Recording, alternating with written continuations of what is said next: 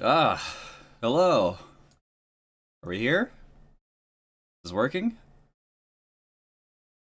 Hopefully.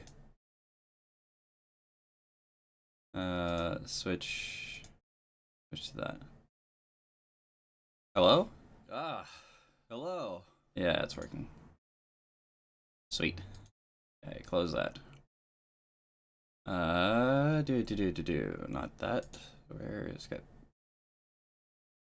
There we are. I picked up Code Vein again, and it is a lot of fun.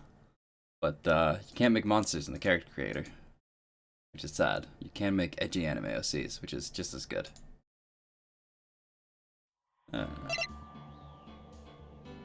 Game capture. I need to switch this back to Phoenix Wright. There we go. Alright, here we are.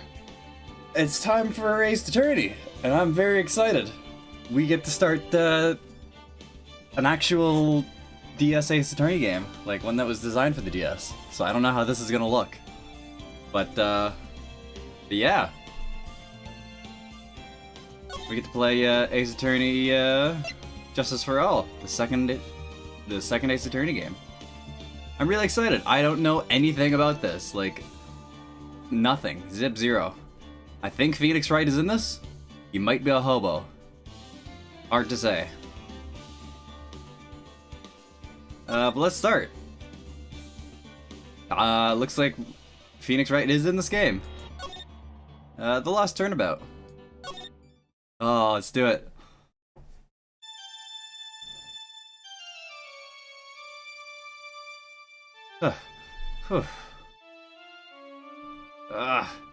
How did he get into this mess? That's far enough. You can't run forever, Mr. Phoenix Wright. What the fuck? Judge? What have I done wrong? I cannot allow you to go on like this. Huh? But I'm just a civil defense attorney. Silence. You are no longer worthy of your title.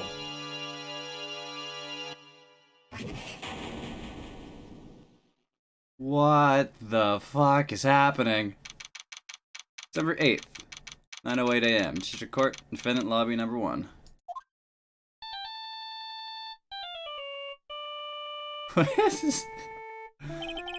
What a nightmare. I bet it was his ringtone that caused it. Oh, we actually have a sprite for him now.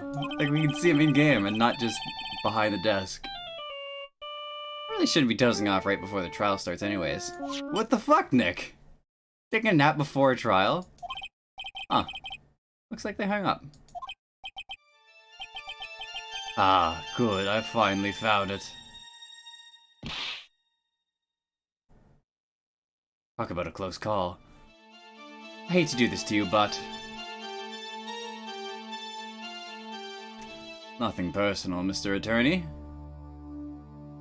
Who the fuck is this? A few minutes later. District Court, Defendant Lobby number 1.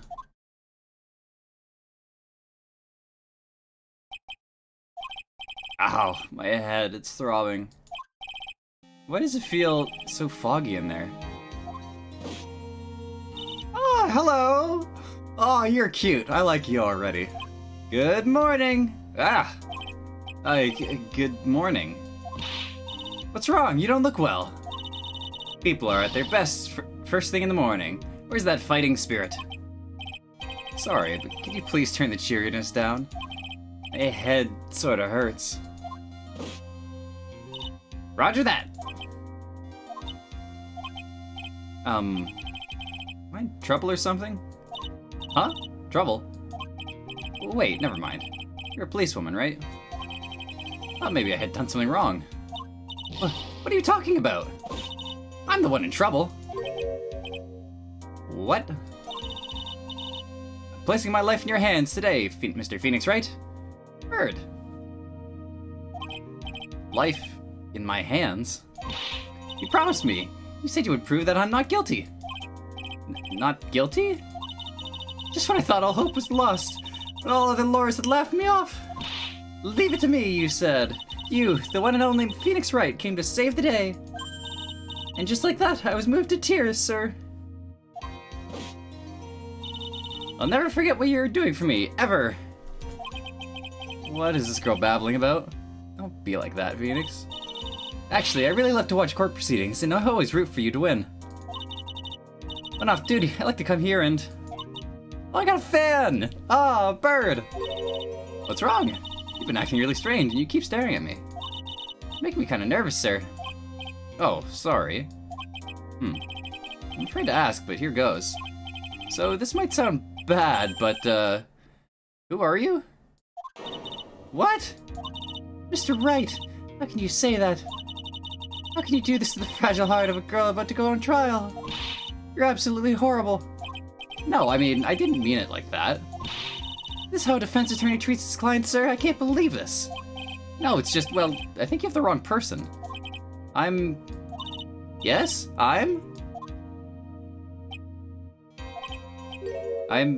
Who am I? Why am I drawing a blank? Oh no. Man, someone got him good. The trial will begin shortly. Will the defendant and her lawyer please proceed to the courtroom immediately? Trial's about to start. I'm counting on you in there, okay? Oh, we have a court record. Good. Attorney's badge. My all-important badge shows I'm a defense attorney. Cell phone. I found this in my pocket, but I don't remember what it means or how it got there. Dustin's autopsy report. Time of death? 9/6. 6:28 p.m. Cause broken neck. Body was also covered in bruises. Glasses found under the victim's body. Pieces of nearsighted lenses were found nearby. Okay. Maggie Bird. My client. The only thing I can recall is that she's a policewoman. Age 22. Dustin Prince, the victim, and a policeman. It seems that he was dating the defendant, Maggie Bird. So, the only evidence I have... okay, shit. I'm going into this completely blind. Oh god. I should probably, actually, message this. Whoops. Sorry, Noah.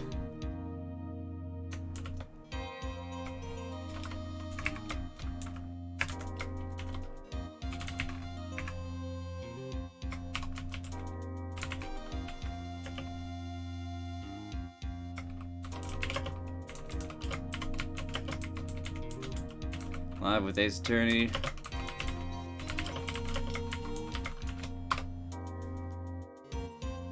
Whoopsies. Forgot to tweet that. Or forgot to message that. Okay, our victim is Dustin Prince. He was dating our client, Maggie Bird. Both policemen. Dustin had a broken neck, died September 6th at 6:28 p.m. Caused broken neck, body is also covered in bruises. Glasses found under the victim's body, pieces of nearsighted lenses were found nearby.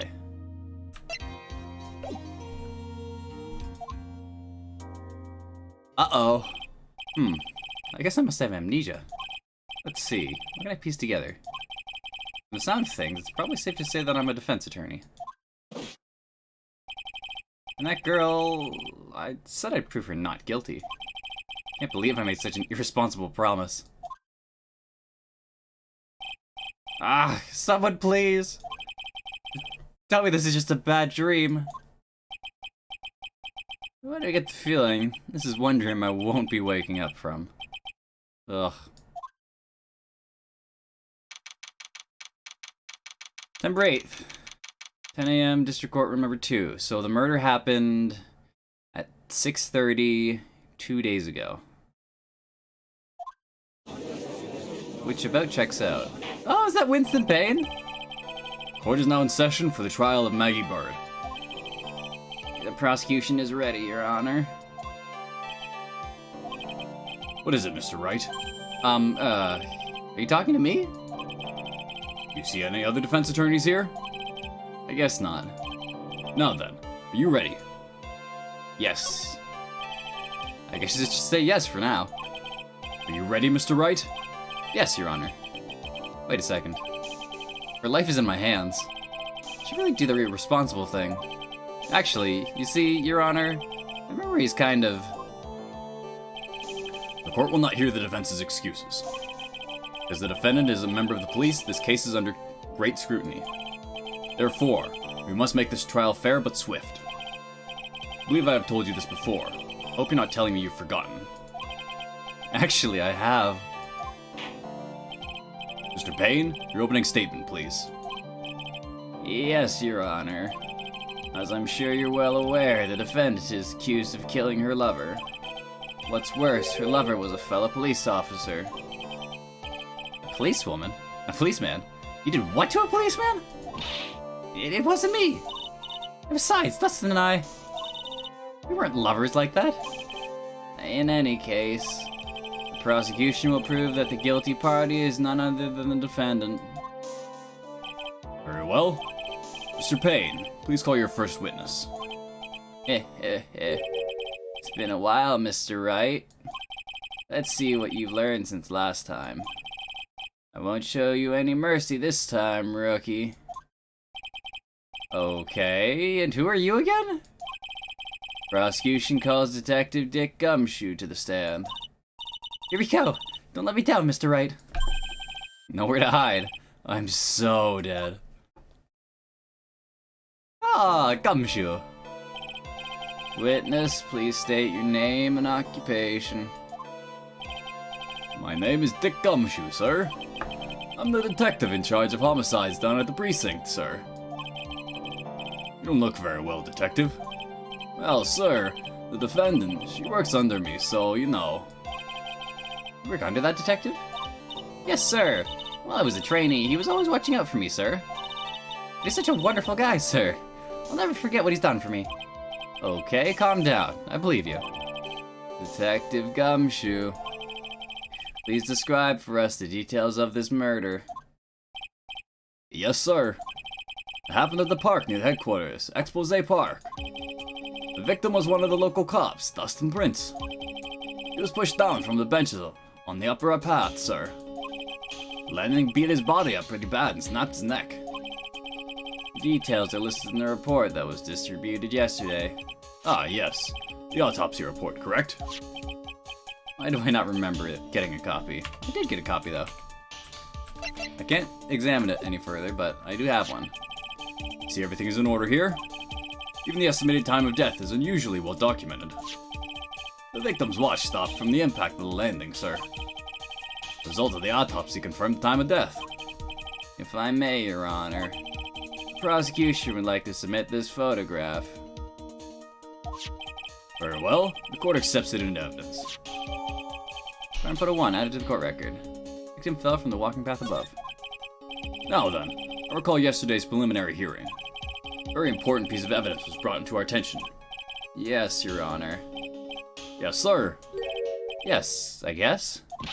Mr. Wright, is your head on right today? There was a very crucial piece of evidence found under the victim's body.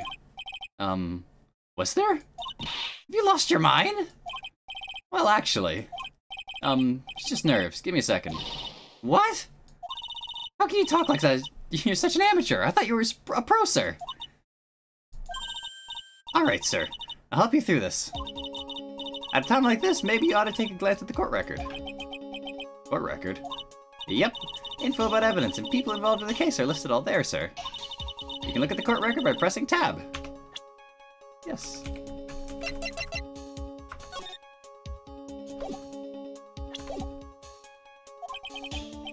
Tab, huh? You really know what you're talking about, don't you? Almost at a metaphysical level. It's too bad I'm a cop, right? Just think, I could totally be a legal aid instead. Mr. Wright. Yes, Your Honor. Court is in session. Save your chit-chat for later. Sorry, Your Honor. Well, I guess I'd better check the court record and see what I can find. What was it again? Tab? Alright, Mr. Wright. Let's see if your notes are in order. What was the piece of evidence found underneath the victim's body? Glasses. That's simple, Your Honor. A broken pair of glasses. That's right. The victim grabbed his killer's glasses as he was being shoved, sir, and held onto them as he fell. Hey, why are you giving me the evil eye? What glasses you're wearing? Eh. Yes, this is my spare pair. But these glasses found at the crime scene are not mine, I swear, sir. You sure about that? Look, it was a coincidence that on the same day I accidentally stepped on mine. A coincidence, she says. Ugh. Your Honor, I have further evidence to present. Oh? You have more? And this evidence is very decisive. Very well. Let's hear from our witness about this evidence. Decisive evidence. There's something even more incriminating than the glasses under the victim's body. During his date, the victim was pushed from the bench area, but he managed to write the culprit's name on the ground where he landed. I don't like saying it, but it was clearly the defendant's name Maggie, sir. With this piece of evidence in the glasses, it's hard not to say that she's the culprit. This picture of the writing. This is a picture of the writing, Your Honor. Why, this is... Yes, I can see your name. I can see your name is clearly written here. It's clearly spelled differently. That's not how Maggie's spelled. Prosecution would like to submit this picture. Understood. The court accepts it into evidence.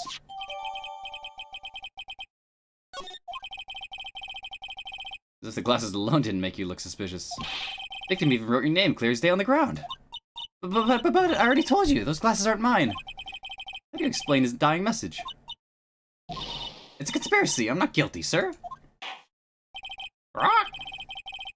Mr. Wright, you may cross-examine the witness. Cross-examine? This is it. I'm counting on you. Sure, but what am I supposed to do? What? This isn't like you at all. Oh, this is the part where you get the witnesses' faces. Get in their faces and do what? I guess there's no way around it. Okay, I'm gonna lend you a hand. Prosecution's witnesses all hide things from the court. Which means they lie from time to time. Lie? But isn't that detective your superior? Well, even if they don't mean to lie, sometimes people are just remember things wrong. Like that detective. He does sort of look like Scatterbrain. It doesn't matter. Either way, it's bad for us, sir. That's why when you question witnesses, you have to find and expose their lies. Mr. Wright, cross-examination, please. Yes, Your Honor. Talk about a trial by fire. Here goes nothing. Looking like an exposed lies, we should be alright.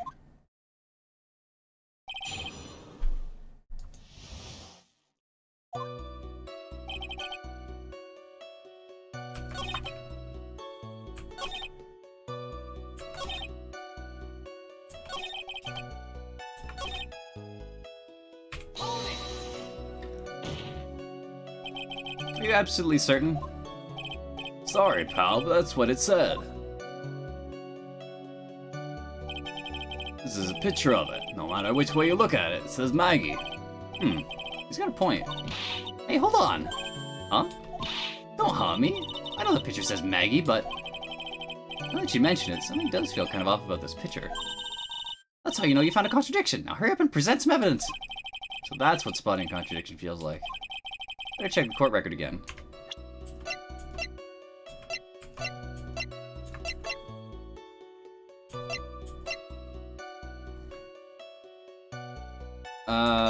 Can I just present the photo as a contradiction? I don't have anything that says her name.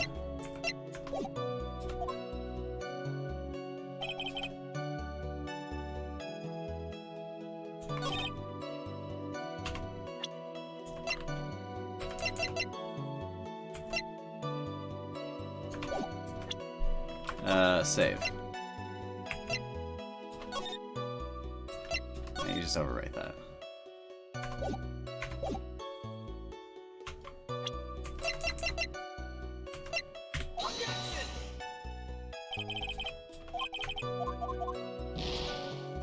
But fuck.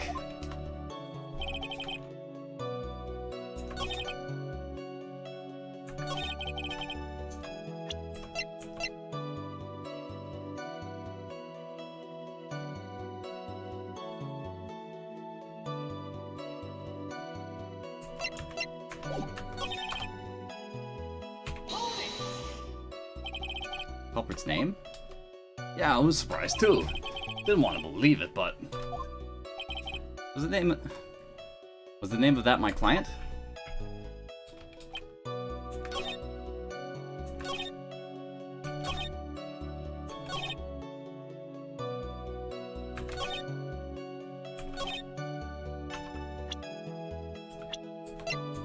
Oh, I can present people. Oh, I can do that now. I don't know if I could do that before, but I can do it now. whoa, what is it? What's come over me? Without thinking, I just blurted out objection. I yelled it at the top of my lungs, finger outstretched, ready to take on my opponent. What a rush! Detective Gumshoe! You talking to me, pal? Please state the defendant's name for me. What are you trying to prove with this futile exercise, Mr. Wright? You'll see, this is a very crucial line of questioning. Actually, Mr. Payne, you can answer. The defendant's name, if you please. What? Where is this ridiculous question coming from? The defendant's, name is, Maggie Bird. I think someone needs to check the court record. What? It says right here that it's Maggie Bird. Ah! Looks like the bird caught the cat napping. What's going on here? I have no idea either, sir. I'm just realizing we have very similar voices. As you can see, the victim did indeed leave a name, Maggie, or the defendant's name is actually spelled Maggie. This is a blatant contradiction of facts. Oh, how about that? I hadn't even noticed. But maybe the victim didn't know how to spell her name correctly. May I remind you that it was you who said the defendant is accused of killing her lover?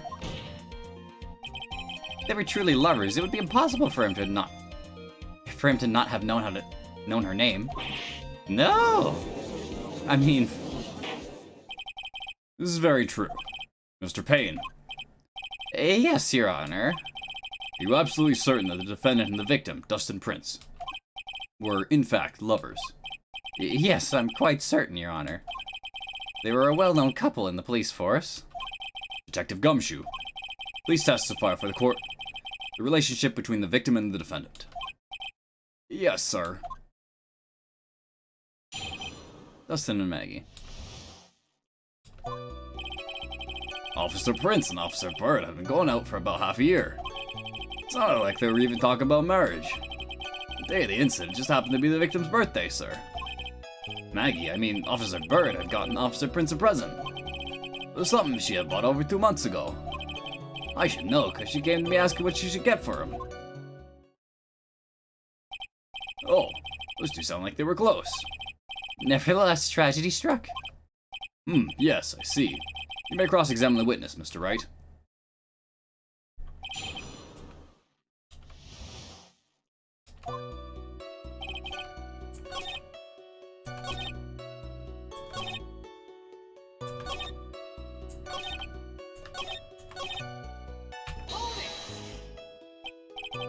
You seem to know a lot about the defendant. Well, that's because, I'm her boss, and I gotta watch out for my subordinates. But even when she was going to give as a present, isn't that going a bit too far? Hey, pal, watch what you say. I know everything that happens under me. If someone so much as scratches there, I really don't need to know that much. Mr. Wright, please refrain from badgering the witness. I agree. Even if this witness has a crush on the defendant. That should not be a point of discussion at this time. Whoa, wait a second. Why are we even talking about this? It's all your fault, pal. You're guilty, guilty, guilty. I should have you arrested. I think the good detective is about done here.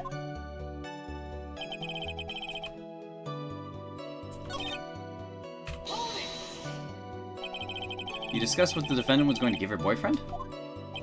Well, She, trusts me, so... Boy, does he look proud of himself right now. What is it this time? The testimony didn't sound like it had any contradictions in it to me. This wasn't anything that really stuck out as odd. Yeah. I wonder what would happen if you tried to get more information up from him. Get more information? Yeah, you know. Like how they press people on those old cop shows, sir. I should be pressing him, huh? Yeah, I guess just press him more. How do you know about this? Every year in March, we have a training camp for us cops. Officer Bird was a rookie at the time, and she and Officer Prince seemed to hit it off. You got close, I take it. Actually, I was supposed to go too, but I couldn't pay the deposit for the trip, so I didn't. Only I'd gone on that trip. What is it? Oh, nothing, sir, really. Anyway.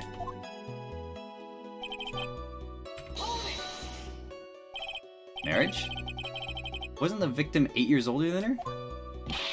What, you saying a guy's gotta marry someone the same age as himself, pal? No, that's not what I mean at all. Detective Gumshoe and Dustin are only a year... Detective Gumshoe and Dustin were only a year apart, you know. Ugh. I think this fella has a ways to go before our marriage. Mind your own business, pal. My kind of achievement, mind your own business, pal.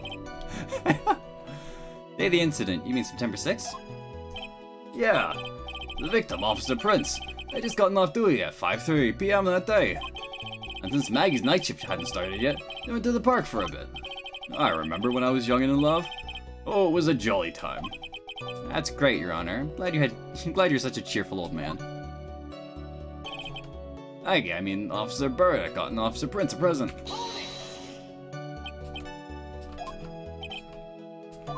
No, swornness, good present.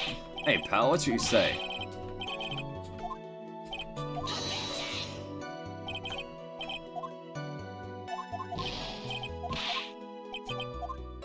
Don't badger the witness. Over 2 months ago. Yep. You're a very considerate woman, pal. So, what was this birthday present? She got him a glove. Single glove. Why would you only give him one?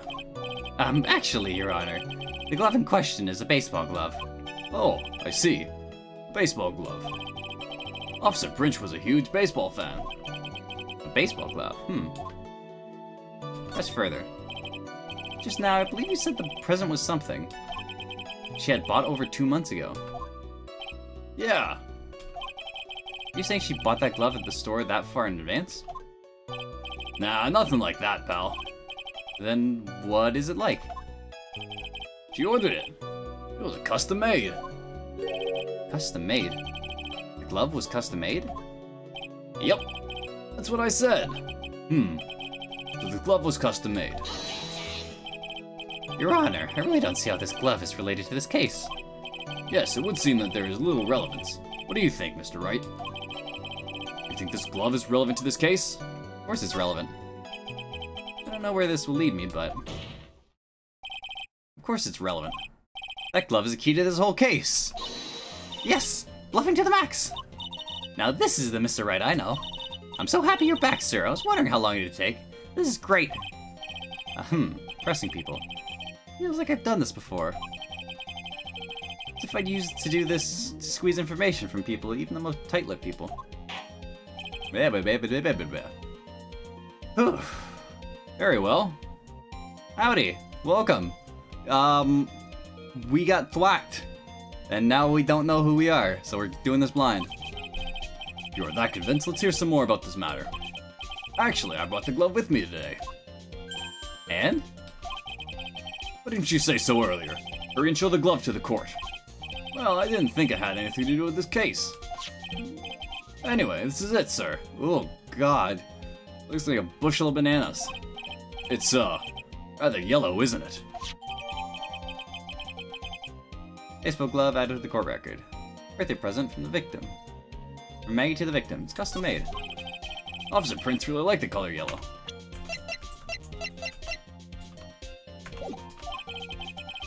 And that's why you had it special ordered? Yep, that's right. That and what other reason? I think this court has heard enough. It's clear that the victim and the defendant were involved with each other. Yes, that's correct, Your Honor. Now, if that is true, it brings up an important question. Was the name Maggie really written by the victim? I see your point, Your Honor.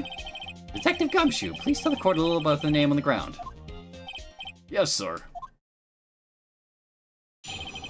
Writing on the ground. Gumshoe, what do you got for us? We first looked into the handwriting.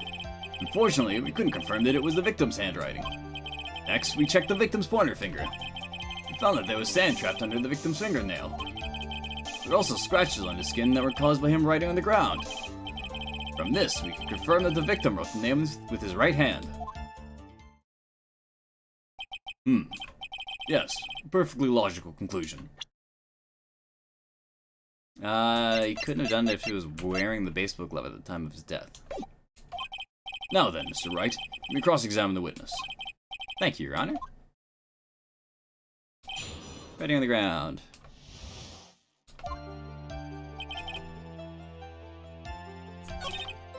Could confirm that it was the victim's handwriting. So in the end, you couldn't confirm it? Hey, don't look down on us, pal. I told you, we're not a bunch of simpletons, pal. Everyone knows you can't find out everything you want with scientific investigation.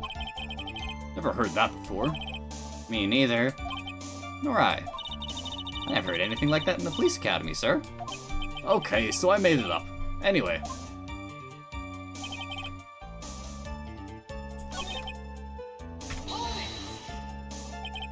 And what does that prove?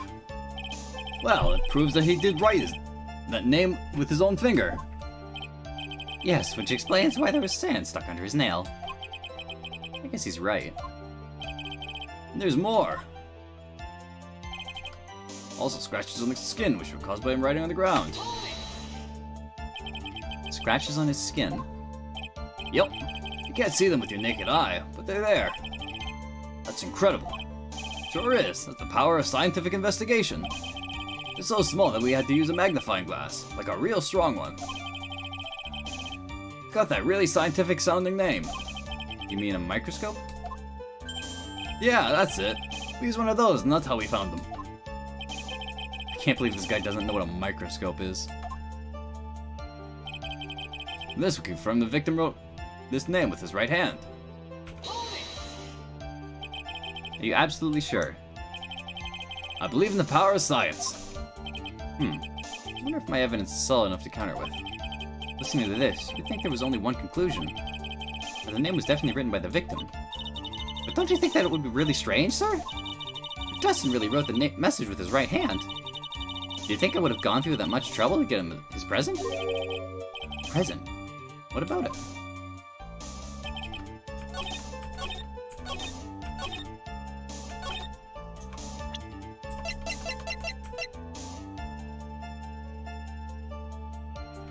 The victim was not right-handed.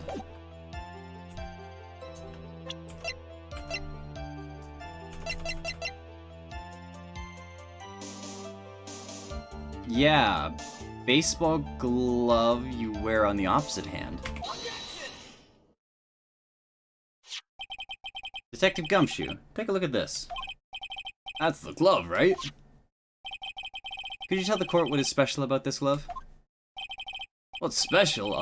Never really thought about it, but, it's really yellow. That's about it. Yes, it's really yellow. That's only one of its qualities. Huh?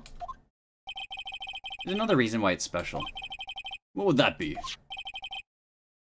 It's very simple. This glove is made for a left-handed person. Left-handed? Why, you're absolutely right. This glove is made to be worn on the right hand. That's why it had to be custom made. I've never seen a bright yellow left-hander's glove for sale, have you? Well, no. So, Detective, which hand did the victim use to write his name with again? That's easy. Look, it's obvious from the picture. It was his... Well, wait a second. Don't forget that the victim was left-handed. Ah! I object. Overruled. Mr. Wright, I would like to know what your line of reasoning proves. There's only one conclusion that can be drawn. A left-handed person could not have written a message with his right hand. Therefore, the person who wrote the name Maggie could not have been the victim. Order! Order! When you think about it that way, then yes. It is not possible that this name was written by the victim himself. And that means Maggie is... No, that's not possible. Mr. Payne? Yes, Your Honor. The evidence the prosecution has presented has failed to prove the defendant's guilt. In fact, I believe you may have proven her innocent. No! Alright, you did it, Mr. Wright. Phew, I feel like I can breathe again. It seems that we have reached the conclusion. You did a fine job once again, Mr. Wright. Me, Your Honor? Yeah, well, thank you, sir. See, you got a compliment by the judge again. You're really good. And that's why you can't give up being a lawyer, sir. Are you joking? I'm more than ready to retire. I will now announce my verdict. This court finds the defendant, Maggie Bird. No, not yet. I mean, please give me a few more minutes, Your Honor. What is the meaning of this, Mr. Payne? The prosecution is not finished yet. What do you mean? We'd like to call our next witness to the stand. What? Oh, of course. And here I thought we'd finally get a case where we don't actually need to prove who the actual perpetrator is. The moment the victim was pushed to his death. And what's more, he saw the very face of the culprit. What the heck? Order! Order in the court! I believe a recess is in order. Afterwards, we will hear from this new witness. I had a feeling it was a bit too easy. I need more information. I'll have to see what I can find out during this recess. I can't let my guard down. It's only gonna get tougher from here. Court is adjourned for recess.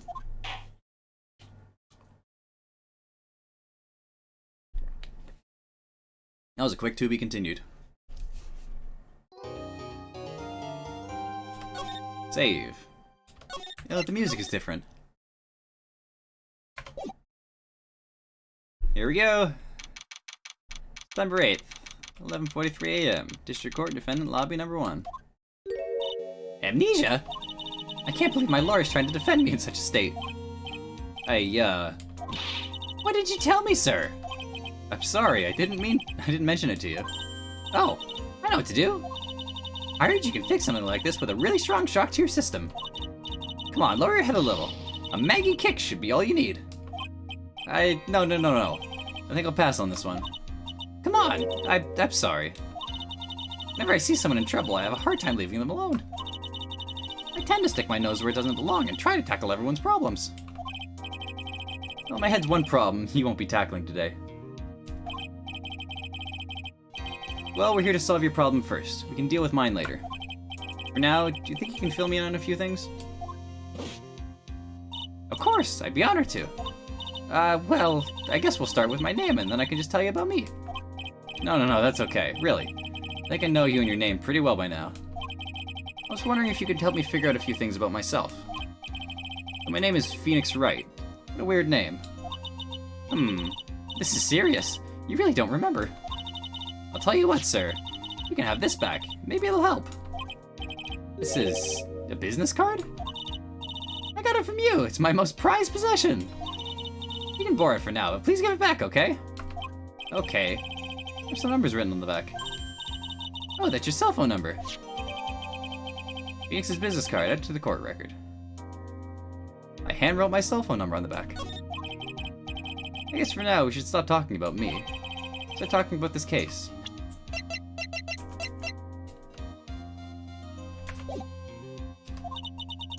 This case?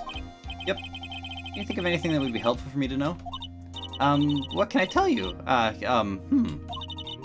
can't think of anything other than the incident with the cell phone, but... Cell phone?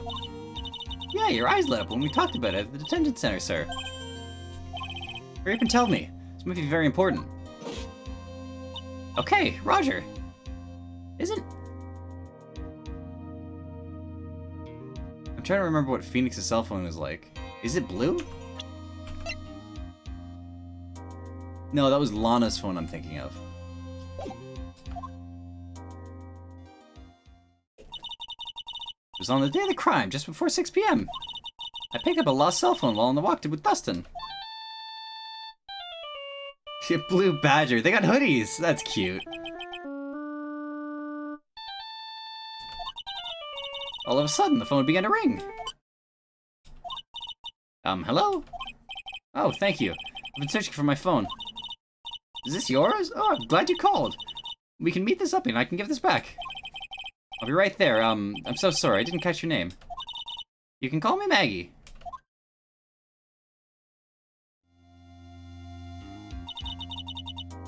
Yeah, it's, I mean, that's not how amnesia works, but it's very convenient, yeah.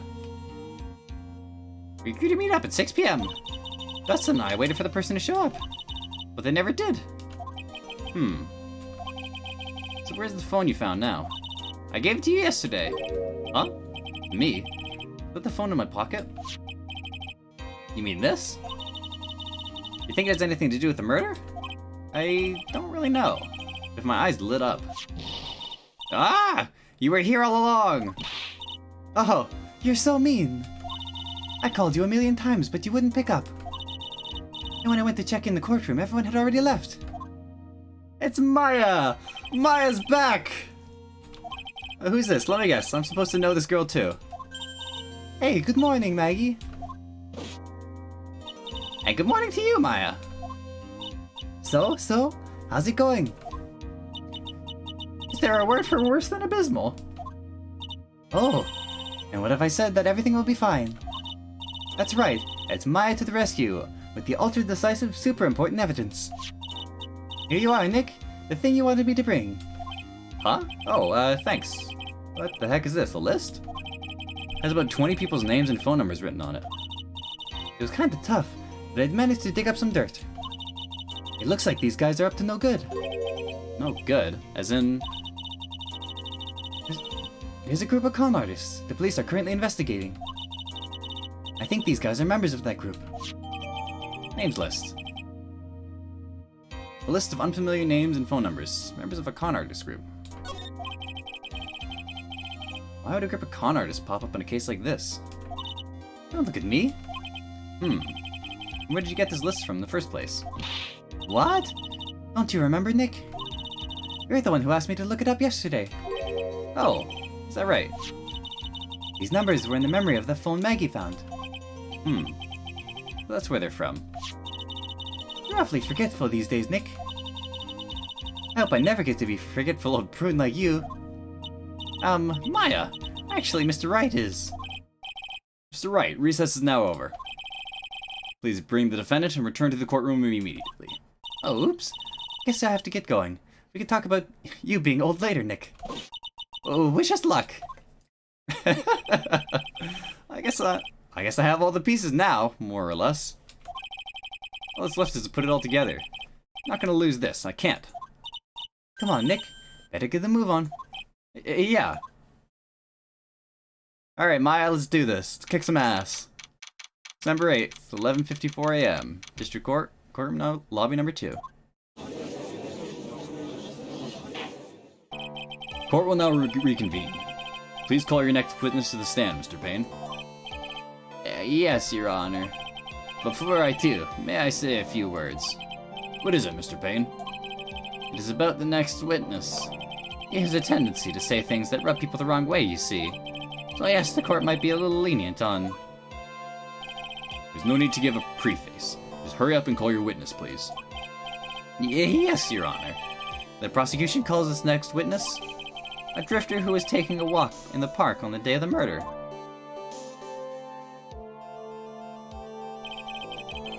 Please state your name to the court, witness. Before I do, I'd like to clarify a little something. It's not the voice I want to give him. Huh? Oh, alright, go ahead. Just now you introduced my wonderful self to the court, correct? Perhaps as a drifter who was taking a walk. Did I? I will not stand for that. Now you've tinted the court's eyes and colored me wrongly. Sure, I suppose calling me a university student, but just giving me a setup with evil. Everything is life top grade quality. I'm merely looking for the perfect top-notch and unbeatable university. See, I have a right selection of process which through my walk. Yes, I understand. I'm very sorry. I'll be more careful from now on. What is he? A human chatterbox? I have to question him? Fashion, cars, women, glasses, and of course, university. First rates only need apply. Glasses? You aren't wearing glasses. It's enough. Your name, witness. Oh, is that how you want to play this? Using your power and influence to keep the young people down. I see how you work. You old people and your dirty tricks, you thought you had me, but you thought wrong. I'm sorry, it won't happen again. Oh, man. I'll forgive you. Alright, I suppose I can tell you my name. I am Richard Wellington, the Drifter Virtuoso, and a PhD in drifting, as it were. If you wanted to, you could call me a university student in transit.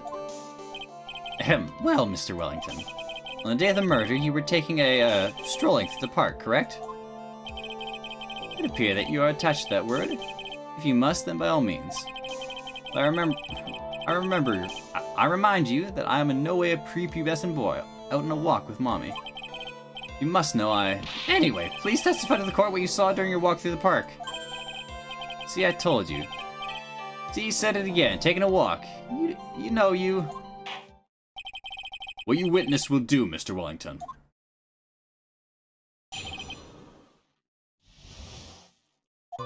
This other day, I was in the park all afternoon, deep in thought about my life situation. I don't remember the time all that well, but I do believe it was past 6 p.m. All of a sudden, a police officer falls from above, right in front of my eyes. Thought I looked up, and there I met the eyes of a charming young lady. Of course, I remember seeing her sweet face. It was that of the pretty defendant there. The only other thing I saw was the banana that fell with the police officer. Well, certainly a decisive testimony. Decisive? Nick, did you hear what he just said? Yeah. That's all you have to say? How can you be so calm? It's strange. My mind is very calm and clear. Maybe it's because I believe in my client. You mean Maggie? Yes. If she really is innocent, then that can only mean one thing. That guy is lying. You may now question the witness, Mr. Wright.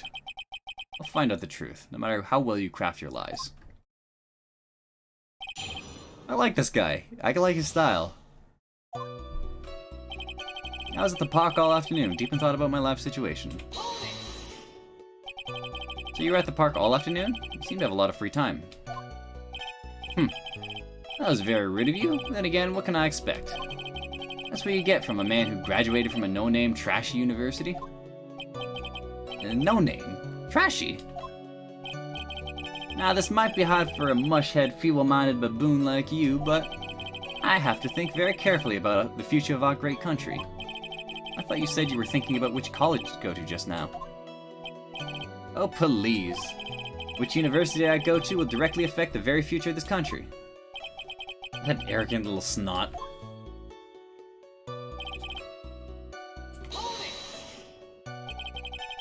How'd you know what time it was? I see you're not wearing a watch, so...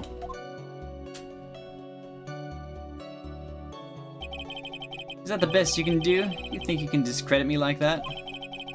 You're just a third-rate, biased fool. I guess I can't expect real smarts from you. Ugh, his arrogance is really intolerable. What should I do now?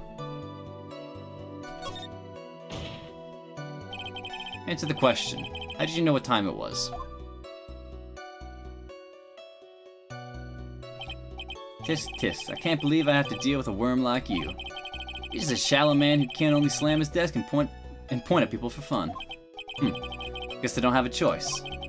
I'll try to explain it so that even a third-rate simpleton like you can understand. Proto-JoJo villain. Yeah, kinda.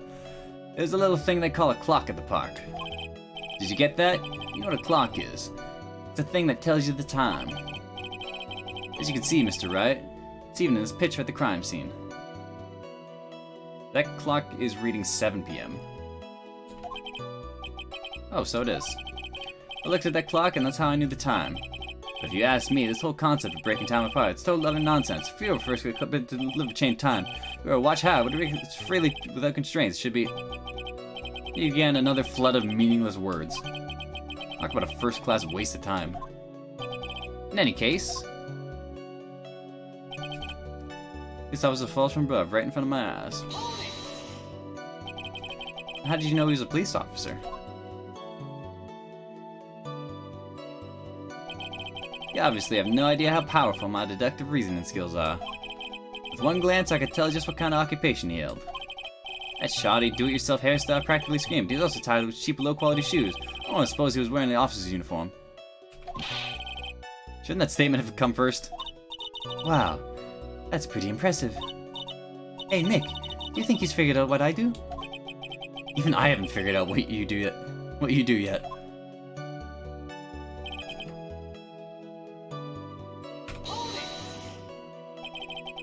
Are you sure you got a good look at her face?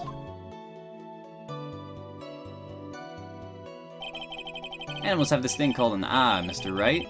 They use this eye to see things. In the case of humans, we have 2 of them. Yes, even you. I don't care if I have them or not.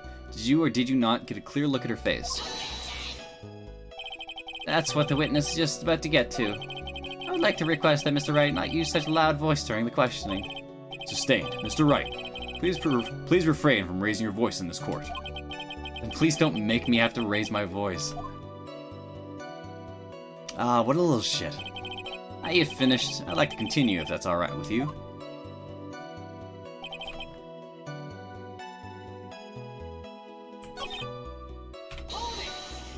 Go banana. A banana? Well, it was actually more than just one. More like a bunch of bananas. Now what would a bunch of bananas be doing there? Why would I know such a thing? I'm only telling you what I saw. That's really strange. Meg never mentioned anything about a bunch of bananas. That's it, Nick. He's got to be lying about the bananas. He could be, but... no reason for him to lie about there being bananas at the crime scene. What if it's not a lie? Well, maybe he thought he was seeing one thing and it was something else. He mistook something else for a bunch of bananas, and that would be an inaccuracy. Think, Phoenix, think. My client is innocent. There's no way he could have seen what he says he did. Which means he can somehow show you that he's lying. Yeah, exactly what we need to do. You're right. Got a sharp mind. I just wish I could remember who she was. Is everything okay, Nick? Okay, something. Ah, fuck.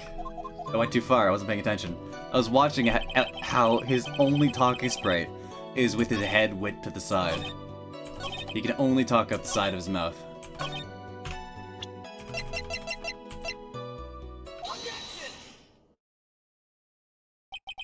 Mr. Wellington, I believe I have the bananas you saw right here. Ah, so you knew about the bananas too. Why didn't you say so earlier? I don't think you can use this as a way to pull more information out of me. And that's where you'd be wrong. Mr. Wright, what is the meaning of this? Isn't that the baseball glove? Huh? Whoa, what? A baseball glove? Doesn't it look delicious? Care for a bite? That's not... no! Your Honor, I think this proves one very important fact. This witness has loves bananas, knows nothing about baseball, has very bad eyesight. By the way, just how bad are your eyes? Huh? Well, why are you asking me about this all of a sudden? Your Honor, it's a very simple mistake. It's very simple to mistake a glove for a bunch of bananas. No, I don't think so. Objection overruled.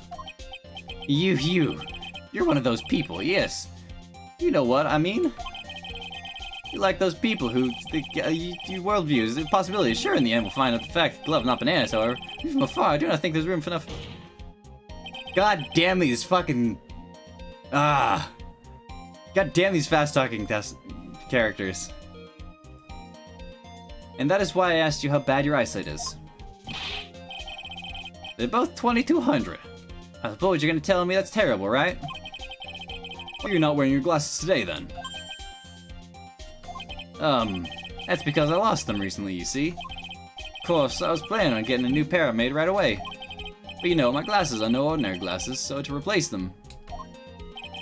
How about when you witnessed the crime? Were you wearing your glasses then? How about it, witness? You're an unrelenting evil man.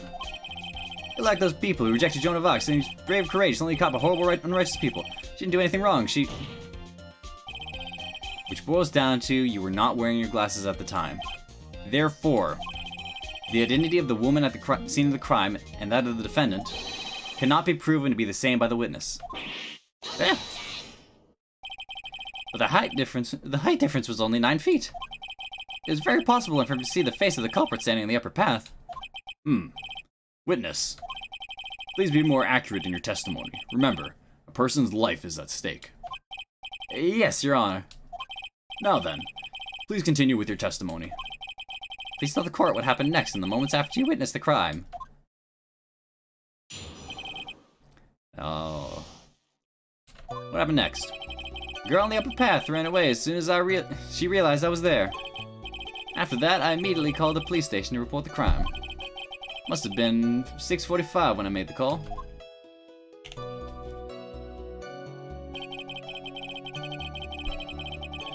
They must have a lot of free time on their hands since they showed up within 10 minutes. The person who was on the upper path saw you and then ran away. Yes, that is correct. Which is why even someone without a superior brain like mine can understand that. That girl is a murderer. You may now question the witness, Mr. Wright. I know what to press. I'll press them a bit, but I think I can just call him on it right now.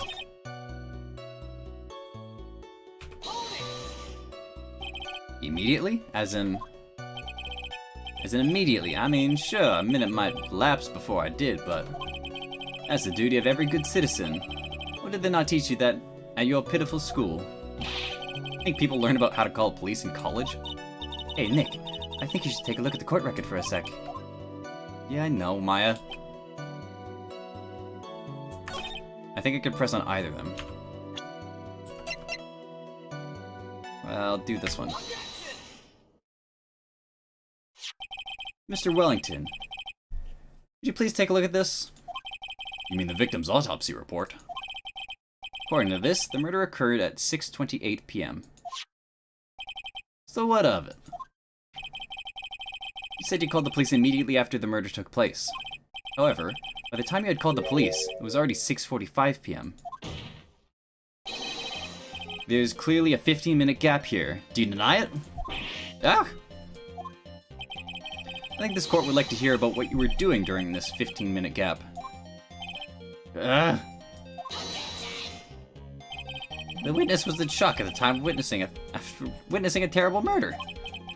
It's only to be expected that he would be a little dazed. 15 minutes is hardly what I would call a little dazed. Ah! Mr. Wellington. Yes. Explain yourself. What were you doing during those 15 minutes? Answer the question. Telephone, I mean... Spit it out. I was searching for the phone booth. A phone booth? You mean, you don't have a cell phone? You and your questions. As if you're trying to open all the layers of a... As if you're trying to open all the layers of a Matryoshka doll. You must think you're something real special. Witness. I lost my cell phone. There, are you happy? You lost it.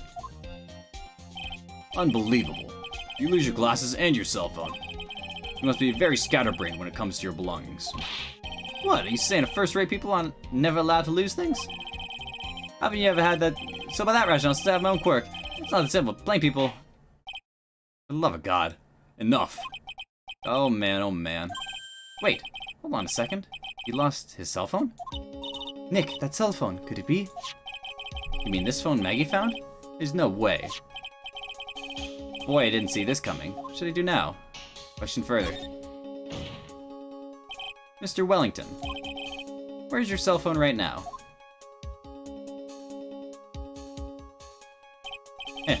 What are you getting all excited about? Seem to be a little confused. I found my cell phone, I'll have you know. See, here it is. Oh, I see. Looks like he's gotten his phone. And I thought that just maybe this was his. Well then, I think we've cleared this issue up. At the time of the murder, the witness did not have his cell phone because he had lost it. Therefore, the delay in his call was caused by his search for a phone booth. Yeah. Well, that's the gist of it.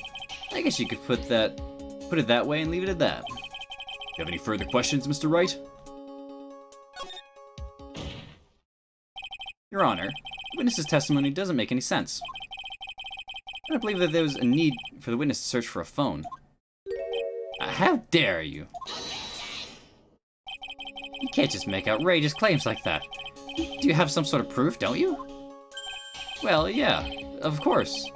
This evidence should be good enough, I think. Alright, let's have this proof then. Please present proof that the witness had no need to search for a public phone booth.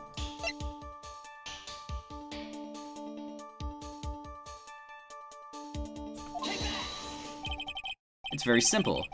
This is the evidence that backs up my claim. And yet again, you have presented this court with an obtuse, meaningless item. Huh? It's obtuse and meaningless? I don't get you at all, Nick. Why do you think he wouldn't need to look at the phone in the first place? Well, that's because I was looking at the evidence and it just hit me. I thought, hey, you really don't have to look for a phone. Then why don't you just hurry up and present that piece of evidence?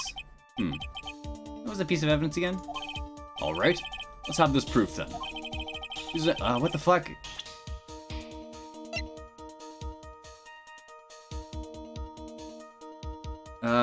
Why wouldn't he have to look for a phone booth? Names list.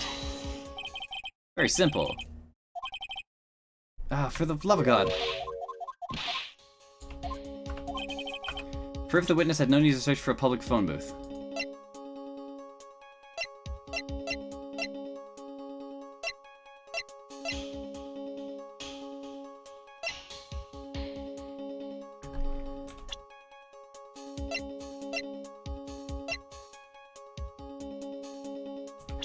What the fuck?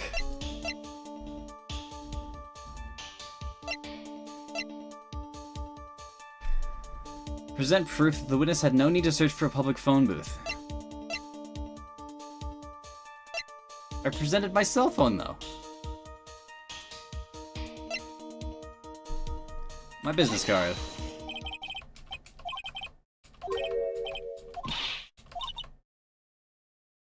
Why do you think you wouldn't need to look for a phone in the first place? Well, it's because...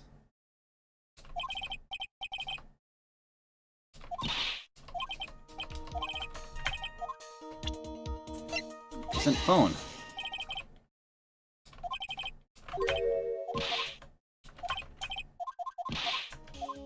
What? In the photo.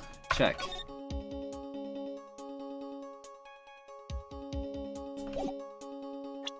Oh, right. There's a phone booth right there. Gotcha. I got it. It's fine. I forgot the photo. I was caught up on the fact that he swapped phones with me. It's actually quite simple. Please take a look at this. Shut up. At the crime scene photo? Is there a problem with it? Oh, there is nothing wrong with the picture. But if you don't understand my logic after looking at it, something's wrong with you. Alright, go fuck yourself, Phoenix. No! It's a phone booth. That is correct. All the defendant had to do was walk 3 steps. Mr. Wellington, why did you not use the phone that was right in front of you? Oh! Order! Order! What is reporting the crime? What is the reported crime a little later proof for the defense? Witness can't explain what he was doing for those 15 minutes.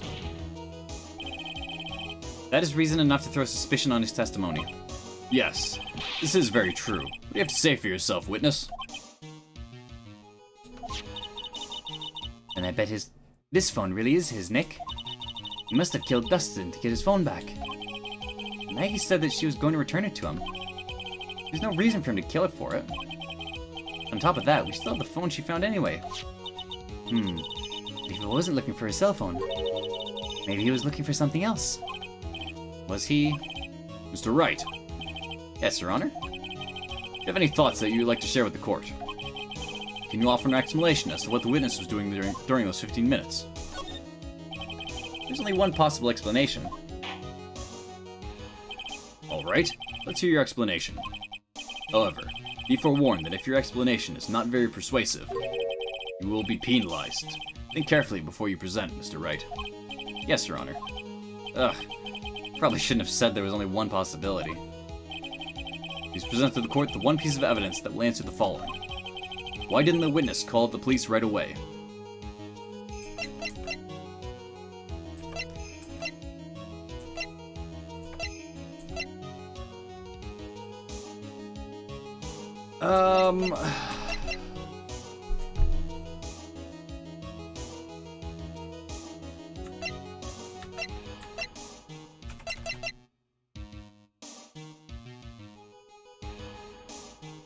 Is it the names list or the glasses? Fuck.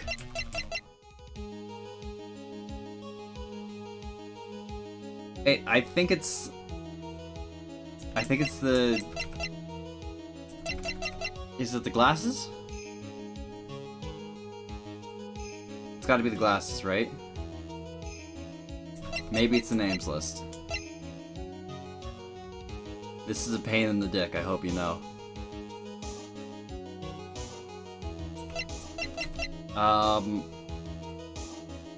So, fuck.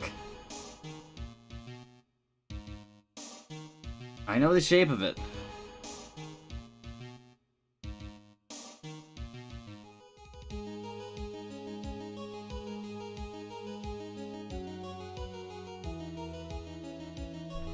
Because he couldn't see?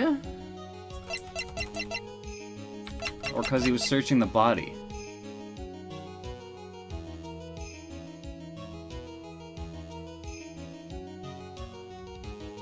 That's because he couldn't see, right? Yeah, searching the body is a bit of a leap, so let's just say he couldn't see.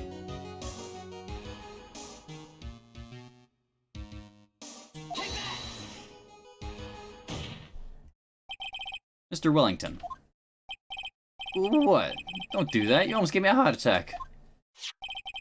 These are your glasses, aren't they? Ah, where did you find... Ah! I believe the court all heard what you just confessed to. That these glasses are in fact yours. I'll tell you where they were found, Mr. Wellington. These glasses were found under the victim's body.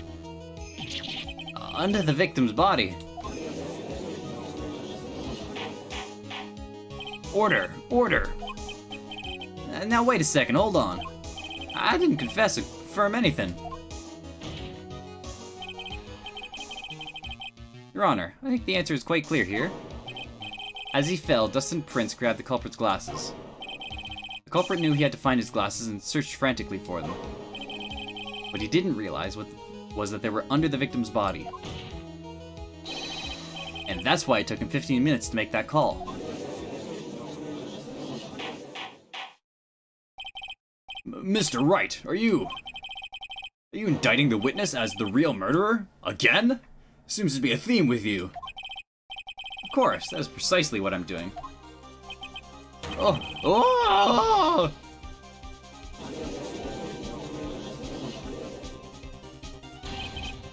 I know I'm right. He's the real murderer. Did you figure it out, Nick? More or less. Turns out this cell phone was the key to the case after all. Anyway, Now's their chance to deep six this guy. Deep six, good lord. I'll sink him in one shot. Yeah. This is so exciting, watching you work again. Somehow, my old self is coming back to me. It's time to sink or swim. Everything rests on the edge of the knife. This is the moment I've been waiting for. Order, order! Your Honor, the defense is making a mockery of this court. Without any solid ground to stand on, he accuses the witness of being the murderer. Yeah, that's right. I'm no criminal. This third-rate fraud of a lawyer. In that case, why don't we look at it from a different perspective? Let's hear your explanation as to why you're not the murderer. Well, why? That's easy. For example, there's the name the victim wrote. What about that? Oh, you mean the name Maggie? Yeah, even an idiot's... Even like you can read that, right? We already know this was not written by the victim himself. After all, the defendant's name is Maggie, and the victim was left-handed. In other words, in order to make the defendant look guilty, a real criminal used the victim's right hand to write her name on the ground. But, wouldn't that mean the real criminal was someone who the defendant knew? Otherwise, how else would that person know her name was Maggie? That is a good point. The witness didn't even know of Miss Bride before this trial. Ah, I forgot. Is there any way this creep could have known Maggie's name beforehand? There was a way. It'd be best if I could prove that witness had a chance to learn.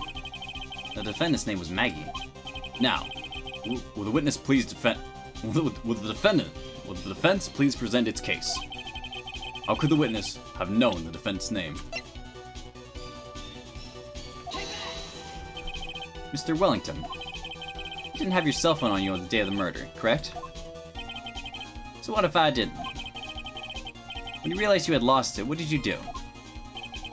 What did I do? Didn't you try to find it by calling it? Why, how did you? Your Honor, these questions have nothing to do with... Overruled. Mr. Wright, where are you going with this line of questioning? You think there is some relation between the witness's cell phone and the murder? I do, Your Honor. On the day of the murder, Maggie Bride picked up the lost phone in the park. And she also received a phone call from the owner of the phone.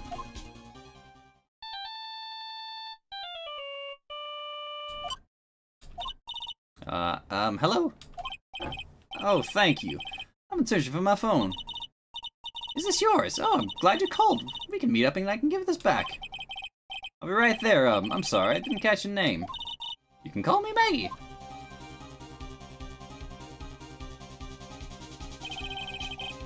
That was when you learned that her name was Maggie. She made one fatal mistake. Oh, wrong person, fuck. Fatal mistake. My client's name is Maggie, but that name was written on the ground as Maggie. This is a mistake that could only occur if all you knew was how her name was sounded. Yeah? Order, order! But, Your Honor, the witness had no motive. Your point is? It's very simple, Your Honor. A person usually would not kill someone without a reason. Mr. Wellington had no reason to kill anyone. It is absolutely correct. I don't have a motive. Mr. Wright. Your Honor? Can you explain what motive this witness could have had? It's very simple, Your Honor. Are you sure, Nick? I said I can't offer an explanation, then the trial's over, right? Yeah, but... Now then, please present to this court the proof the witness had a motive.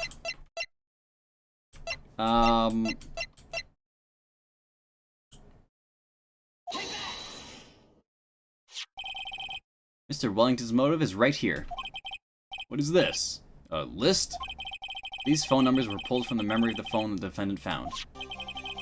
And we have determined that the people on this list were members of a certain group. You looked at all those numbers? Of course. This list of phone numbers was stored in the cell phone's memory. The names and numbers belong to people who are members of a certain con artist group. What? Con artists?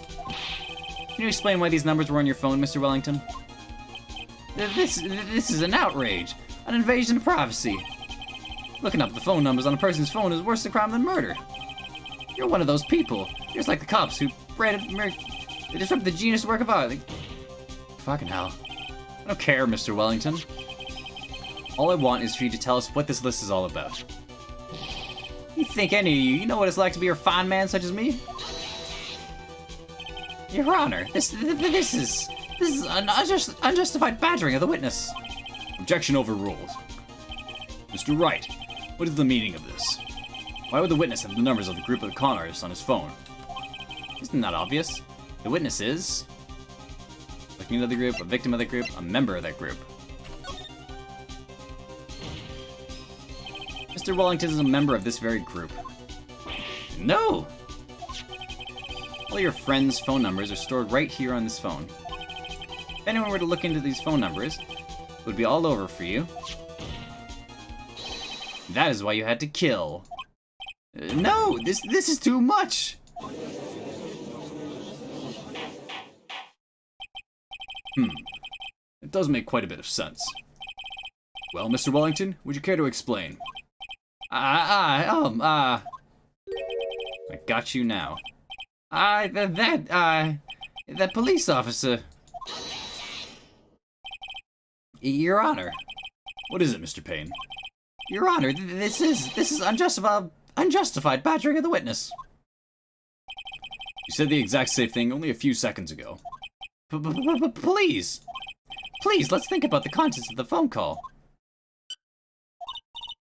Hello? Oh, thank you. I've been searching for my phone. Is this yours? Oh, I'm glad you called. We can meet up and I can give it back. The defendant had already promised that she would return the phone. After that, all Mr. Wellington had to do was meet Miss Bride to get this phone back. Well, why then would he need to kill anyone? That is a valid point. What does the defense think about this?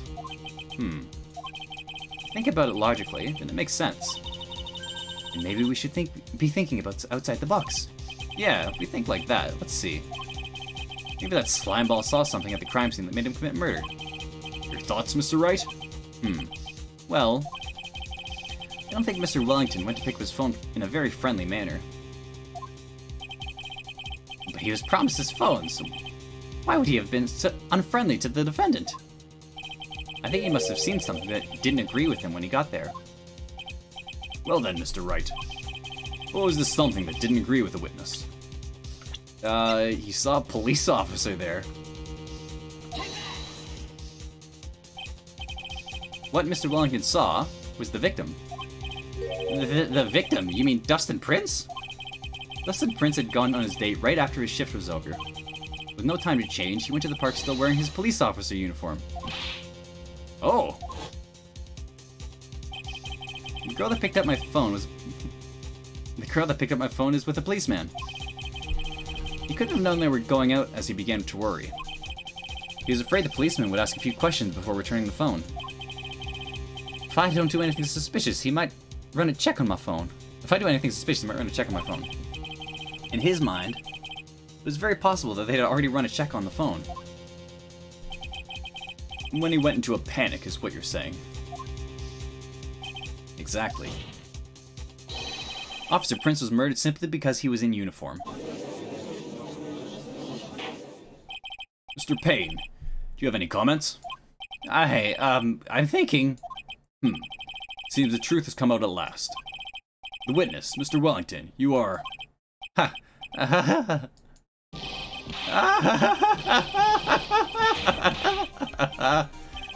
Impressive, not bad for a person with a third-rate education. What's that supposed to mean? The evidence. That guy's really creeping me out. All you've been waving around is talking about the suspicious cell phone. Suspicious phone number this, suspicious con group that. They're all on that phone. Who's to say that phone was really mine? Where's your proof? Where's your evidence? You want proof that this phone is yours? I already told you earlier. That phone I lost, I already found it. You don't even have the slightest idea who that phone in your hand belongs to. You can be sure you can sure it isn't mine, you simpleton. What?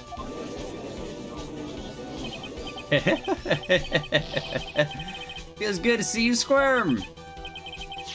You seem to have a problem on our hands with this phone. Whose phone is it? Without knowing that, it's meaningless as evidence. Your Honor, this is bad. I can't let him turn the tables on me like this. His cell phone. Has to be something I've overlooked. It's gotta be, maybe... Phone stored numbers, fingerprints on the phone. Got it. Check for fingerprints. Fingerprints? Yes, Your Honor. Mr. Wellington must have left some prints on this phone. Nick, don't you remember? When you got that from Maggie, you wiped it off. I what? You said there was sand all over it, so... Wiped it off. Pretty thoroughly, too. What?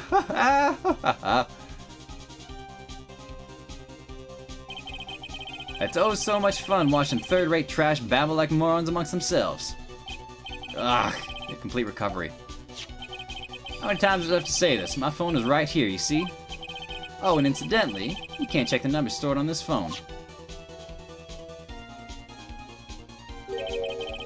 Must have glitched because all the numbers have just magically disappeared. Gotta be joking. You erased all the numbers. Oh, you erased the numbers on Nick's phone. That's sad. I was gonna use as evidence. Mr. Wellington? What's this? By the tone of your voice, it sounds like you still have some fight left in you. Where'd you finally find your cell phone?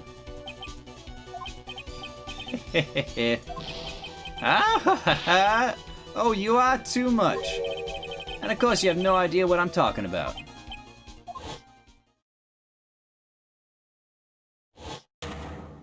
Oh my god, now I remember! Fucking thwap me, you did.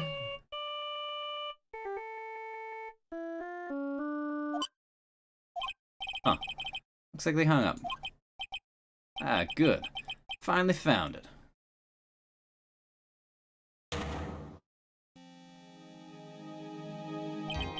So that's when... What's wrong, Mr. Attorney? Why the harsh glare in your eyes? Nick, we've worked so hard to get this far, but... If you don't do something quick, he's gonna get off scot-free. I know. I know this phone has to be his. How am I supposed to prove something like that? Mr. Wright, you cannot prove who the owner of that cell phone is. Your indictment has no basis, and therefore no power. Looks like you came up a penny short. Where? Where did I go wrong? I could... Ah, fuck, I can prove it. Don't blame yourself, you're merely a third-rate lawyer. You only made one big mistake. Who are you? What are you?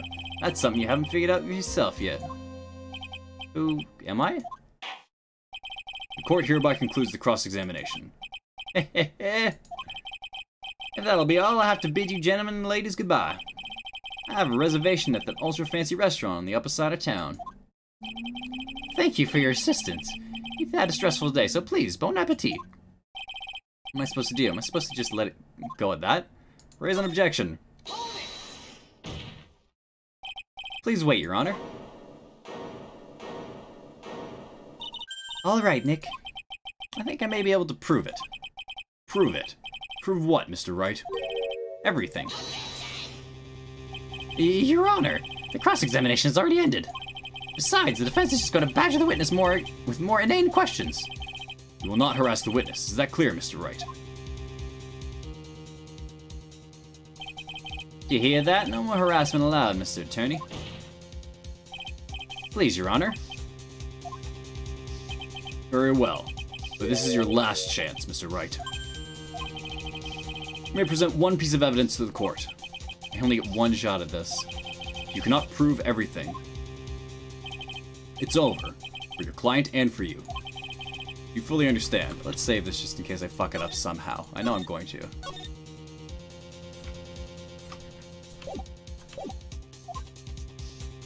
Yes, Your Honor. I'm sure you're well aware, Your Honor, but the cross-examination period has ended. Were you paying attention, Mr. Payne? I said that Mr. Wright could present only one more piece of evidence. Oh. Now then, Mr. Wright, this is your last chance. All comes down to this. It's go time. Please present one piece of evidence that will explain everything.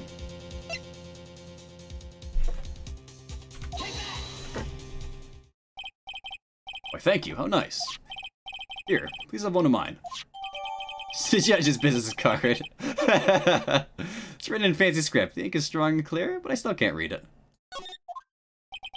Wait, what am I doing? This isn't the time to be exchanging business cards. Your Honor, there's something very important about that card, and that is...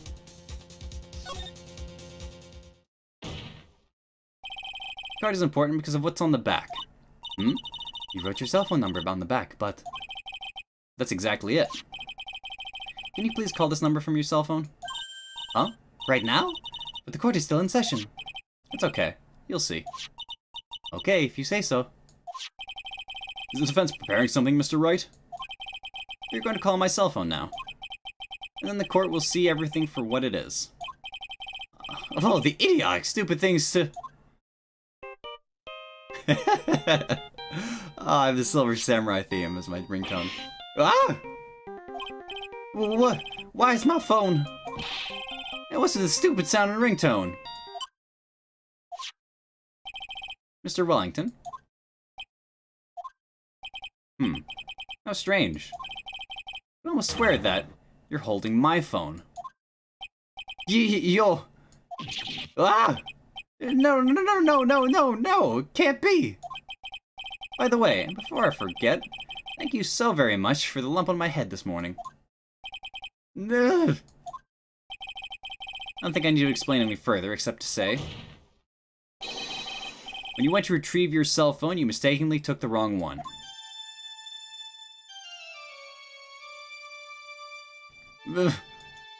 Ah! Ah! Oh, fuck. Oh no, he's dead. Yep, he's dead. He's just dead.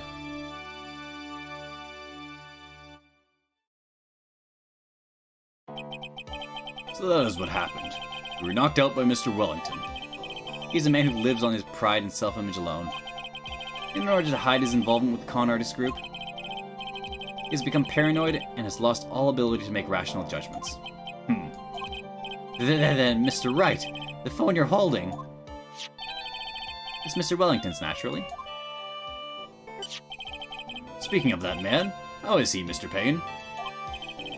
Yeah, he was arrested and has been taken away, Your Honor. Very well. Now then, this court finds the defendant, Maggie Bird. Not guilty! Hooray!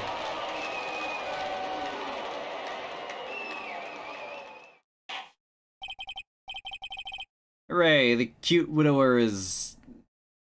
Is she a widower? They were maybe engaged, not married.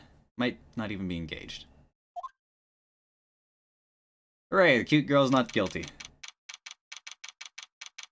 December 8th, 2:16 p.m. Court defendant lobby number 1. I knew it was really you who'd shine through. I knew the real you would shine through eventually. I'm so moved by what you've done for me, sir. Thank you so much, Mr. Wright. I feel really bad for Dustin. He didn't do anything to deserve this. It's probably because of me. Huh? My whole life has been nothing but a whirlwind of bad luck and failures. Your whole life? That can't be that bad, can it? Since I was 6 months old, when I fell from the 9th floor of my apartment building. Good lord! I've been hit by all sorts of vehicles, gotten sick from all sorts of foods. Failed at almost every test I've ever taken, experienced almost every kind of disaster. And never won or even tied a game of tic-tac-toe. My life has really been nothing but a string of disasters. That's pretty bad. It must suck to be you. Alright, Maya, let's go. Up until I went to college, I was known as the Goddess of Misfortune. And then at the academy, everyone called me Lady Luckless. Lady Luckless. What's worse is that my misfortune always seems to latch onto those around me. What do you mean? When I see someone in trouble, I always try to help. Ah, that's right, you were talking about this earlier. It happened again recently too, sir. Yeah, I got swapped. There was an old lady pacing back and forth by the pedestrian crosswalk. I gave her my hand and... Before I knew it, we were having dinner at my house. Oh. I'm sure that Dustin's gone because of me. That's not true. That glove didn't even have any sort of special meaning. It was just a present to say thanks for covering for one of my night shifts. Oh, I see. Everything's all my fault, Dustin's death. Your head being all messed up. Well, I don't think my head is messed up yet. I'm going to find a new life for myself, starting now. The next time we meet, I'm sure I'll have found a whole ocean's worth of good luck by then, sir. Ah, you're gonna be the victim next time, aren't you? Yeah, after all, the Goddess of Misfortune is only a name. You bet, I'm gonna make it, I promise. Next time we meet, I'll only be an unlucky person instead of a goddess.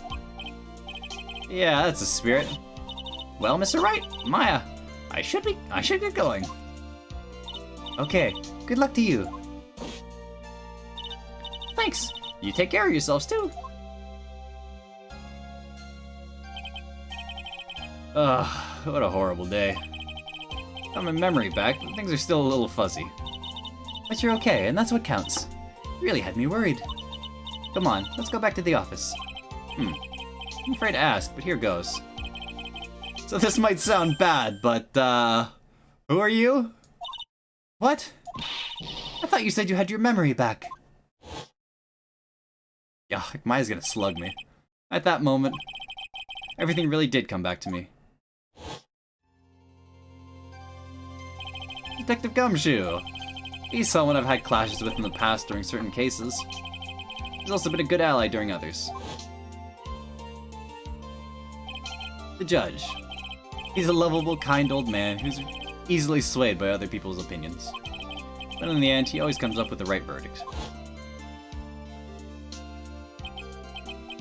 This person, I haven't got a clue. Wow! Seems to know me, but maybe he's mistaking me for someone else. Sorry, Winston. I like your name, but, sucks. And this girl, Maya? You finally remembered. This is Maya Fey, my assistant. That's right. I have so many unforgettable memories about her. For example, Earth to Nick, what's wrong? Keep staring at me. Don't tell me you've missed me. Well, yeah, I suppose I have. I feel like I haven't seen you in ages. Oh? Well, I'm back now. So it's time for us to create new memories together. Alright, sounds good. All the phone numbers on my phone were erased by Mr. Wellington. I just have to start over from the very beginning. Come on, Nick. Let's go to our usual burger joint. Okay. Actually, it hasn't even been that long since you came back into my life. So what's the time difference here? And that story began one rainy afternoon, 2 months ago. Episode 1, Lost Turnabout. The end. That was alright, I like that. Who the fuck is this? It's Maya in the background. Who the hell is this? Brand new episode has been added. Save your progress. Yeah.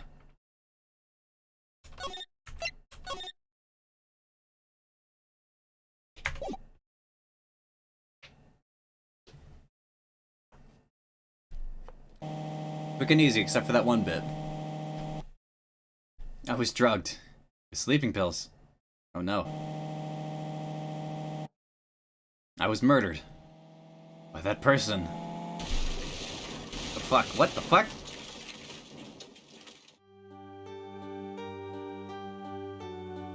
What the hell is going on? That's why I took my revenge. It's only fair. Isn't it? Eni? Who's Eni?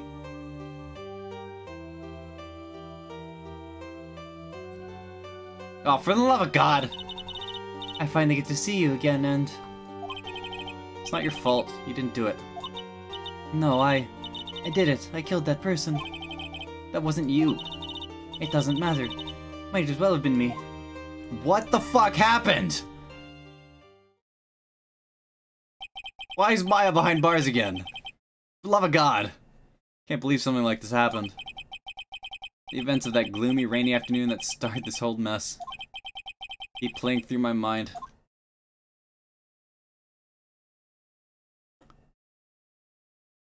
What the fuck? June 16th.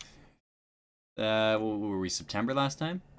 And we parted around Christmas. Phoenix didn't take any cases for like 2 months until February, I think. So if this is June of the same year, this is what? 4 months later?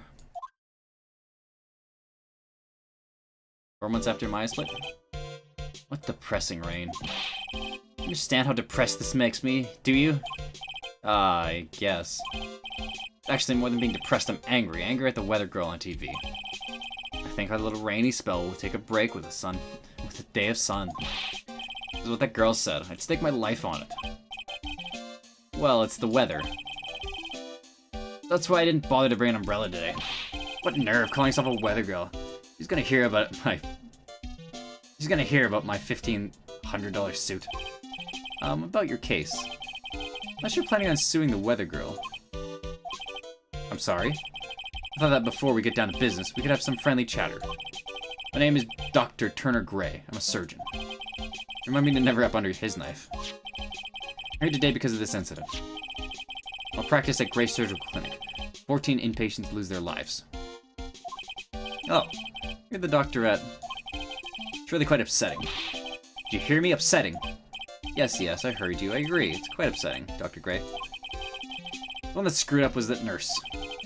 It was her that got the medications mixed up and killed those 14 patients. And yet, now listen good. And yet, that nurse had the nerve to go and die before admitting her wrongdoing. She didn't even offer any sort of explanation to me. And this is the kicker. She up and has herself a grand old accident and crashes her car. Smash, crunch, instantly transforming her car into an accordion model. So what are you doing? Are you suing her estate or something? That's right, about a year ago, all the tabloid shows were talking about it. 14 victims of medical malpractice and the nurse's mysterious fatal accident. There were rumors that Dr. Gray had actually caused that crash. People said it was to forever hide the person responsible for the malpractice incident. Why would I... No, I'm just gonna say this once. Why on earth would I want to kill that nurse? She's the one who killed those 14 patients, not me. I think you need to take a deep breath, doctor, and focus. More to the point, this case is over a year old. Why bring it up now? It's simple, because the situation is slipping out of my grasp. This just won't do. My clinic isn't seeing nearly as many patients nowadays. You understand what that means? It means they're not coming to my clinic. You don't say. For me, I don't think I'd want to go either. So, what would you like me to do about it? Why should help me prove I'm innocent? You do realize that I'm a lawyer, not a private investigator, right? Well, this is something only you can do. Huh? Maya Fey, you know that girl, correct? Maya? Why would he know her name? Heard you were working under her for a little while. Well, yes, I mean, hey, wait a second here. I worked under her? Yes, am I wrong? She told me, so I'm not quite sure if... Well, we worked a few trials together. She went back to her hometown to undergo more training. Oh yes, I heard. Must be lonely for you. Well, what? Wait, I'm not... She must be an extraordinary girl to handle such rigid training. Huh? I have an acquaintance who knows a lot about these mystical sort of things. She's the one who introduced me to Miss Fey. Is Maya really that famous? I've already set up an appointment. For what? What else? A channeling. I'm gonna have her call the spirit of that nurse that went herself killed. That went and got herself killed. Oh. Maya. I wonder what she's up to right now. We, the women of the Fey Clan, have always been spirit mediums. It's because the powers we communicate with spirits flow strongly through us. That's what she told me. I guess she's learning to accept her responsibilities and become an adult.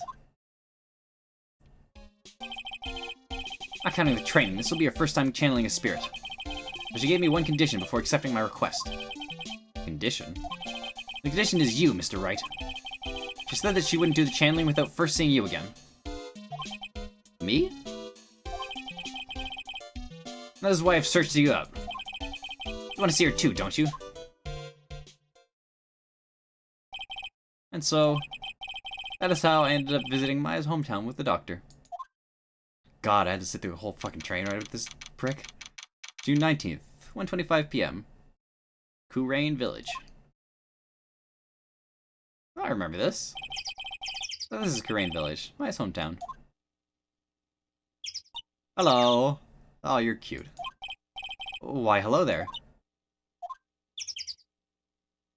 What an odd little girl. Hey, wait up, Pearly. Who else is coming this way? Nick! Maya! Maya, how are you? It's good to see you again. Wow! I didn't think you'd really show up. Not a big deal. You made it sound like you were so far away. Well, maybe I exaggerated. Just a little. It was only 2 hours by train. If I'd known you were this close, I'd have visited more. No, you're not allowed. I already decided, you know?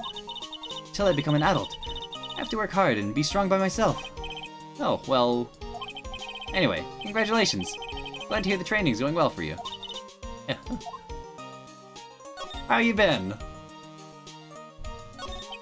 So, this is your hometown, huh, Maya? Yep. Kurain Village. I've heard people call this place Medium Valley, too. Interesting. So everyone that lives here is a spirit medium? Pretty much. Most of my ancestors were too, I think. That's probably true since the Fae ability to communicate with the dead is so strong. Actually, only the women of this village are mediums. So what do the men do? They usually work someplace outside the village. Oh yeah, I wanted to ask you about that girl I saw earlier. Do you know her? Oh, you mean Pearly? Pearly? Pearl Faye. She's my cousin. Isn't she adorable? Just like yours truly. Cousin? Wait, then that means... Is she also a... Yep, she's a medium too. Pearly's a real genius when it comes to channeling. I see. Hope I didn't scare her when I tried to talk to her earlier. Nah, it's not you. My aunt drilled it into her head that... If a suspicious-looking person tries to talk to you, run away. Suspicious-looking? Well, you're not wearing training clothes, for starters. Of course not. Pearly is my aunt's most valuable treasure, so she's not allowed to go outside of town. She doesn't know much about the world outside of Kurain Village. Aunt. Pearly's mother is my aunt, duh. Come on, Nick. Looks like you've become a fully fledged medium, taking on your first job. Yeah, I didn't think it would be this soon. This case, you know the messy story behind it? Behold the power of the Maya Intelligence Network.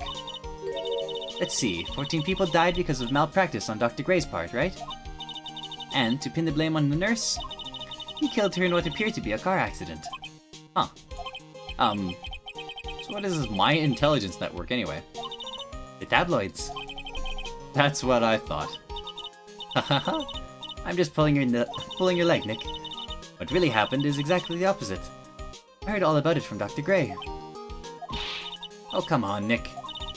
I wouldn't take a crazed killer as a client. That's too scary, even for me. Yeah, I guess so. Well, Nick, I've gotta get going. It's about time for channeling to start. Huh? Oh, yeah. I'm doing the channeling in my house, so come in, okay? After I'm done, we can grill up some juicy burgers. Alright, good luck, Maya. Thanks. Well, at least she's still in the same perky Maya. Meditation room. 19th, Fae Manor. Meditation room. Mr. Wright, I'm so glad you showed. Nice weather we're having today. Aren't you happy? No, not at all. That stupid weather girl made the wrong call again. It will rain cats and dogs today. She said that with a straight face.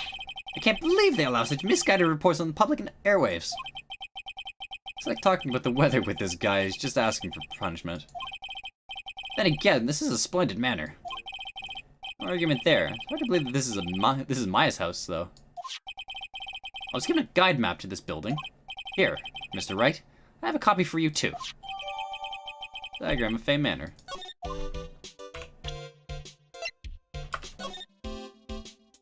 Why will this become relevant? Meditation room. Winding way. Side room. Bay Manor guide map. Channeling chamber.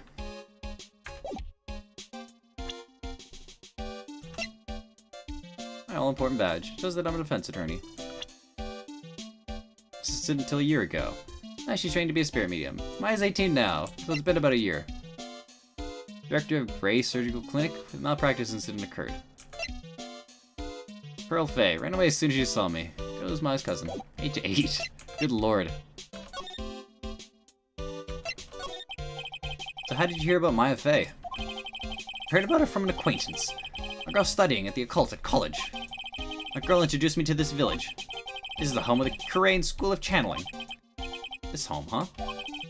And Miss Maya is the granddaughter of the Master, I hear. Master? Anyway, do you see that door? That's the rooms where the people and the spirits meet. Miss Maya's aunt is in there right now. Would you care to meet her? What are you gonna do once the nurse's spirit has been called? Isn't it obvious? I'm gonna have her write a signed confession. A signed confession from a ghost. Considered an adult in Japan, I think it's like 16? I think they have like I think, you know how the States has like 16 to 24? And then 18 and up? How they have that thing? I think for Japan it's like 14 to 18 and then 16 up.